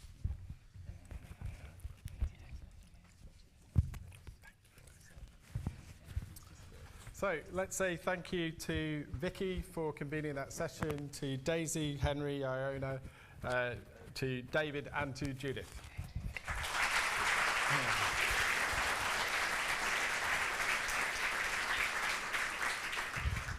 So if I reflect on what we've done this morning as we go into the afternoon, the reason we do these events, the reason why we pull people together, the reason why our strategy is called Together We'll Make the Difference is because of what you have heard around the systemic, structural, social, cultural aspects around food and access to food, and the impact of food, the impact of how we grow food, develop food, produce food. We've heard this morning not only the direct local experience that Daisy has shared with us, and that statistic about the amount of wasted food that you save each week, it wasn't, I was waiting for you to say year, but you said each week, is absolutely terrifying to see. And then the other side of it, we've heard directly from Isaac about the fact that in other countries, and that's been part of the conversation that we've had with some of our students from the Marshall Patworth Foundation, that in other countries, the food production is just simply for survival. And yet, again, what we've discovered through these conversations is that there is plenty of food. There's plenty of food being produced, but the amount of effort that goes into the primary production, so at the farmer end, that isn't being properly acknowledged and recognised in the system beyond that. And then everything end to end is leading to a situation where we have lots and lots of people who could have things that don't, lots of food that has been produced for the purpose of consumption but ends up as waste. And for everyone who works in this institution, sorting this and contributing to this, if you didn't know it, this is your job. So whether you are someone who gets up and gets the rooms ready for us to come to work, or whether you are a person who supports our students, or someone who opens the car parks, or someone else who teaches and undertakes research, until these endemic issues are tackled in a way which has a meaningful impact, the work of this institution has not stopped and will not stop. And you should feel both proud of the contribution that you do make, but like me, we should also feel daunted by the challenge that's ahead. But in reality, it is always going to be smaller changes that have the biggest ripple effect on making things happen.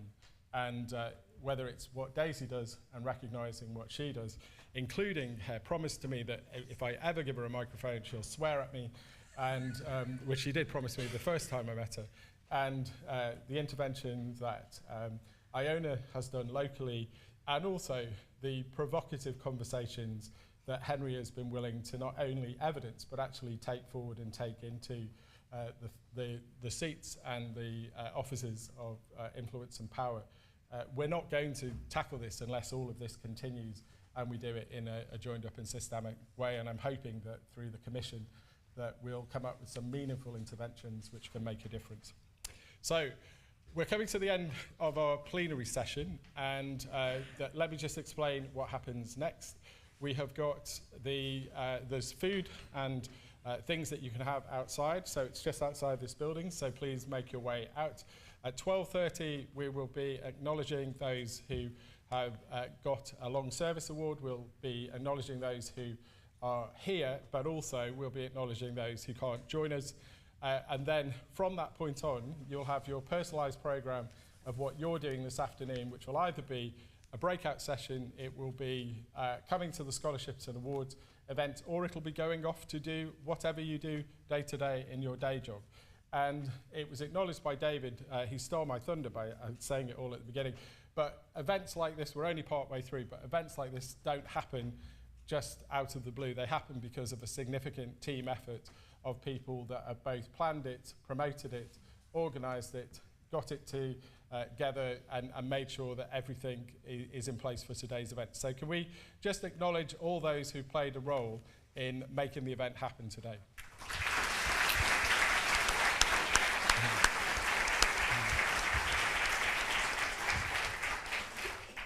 And if I don't get everyone out to lunch soon, Doris Taylor will stand up and say, "Get out, I need to sort out the scholarship event for this afternoon." But thank you for coming, thank you for being part of it, thank you to our panellists and our speakers, and enjoy the rest of your day.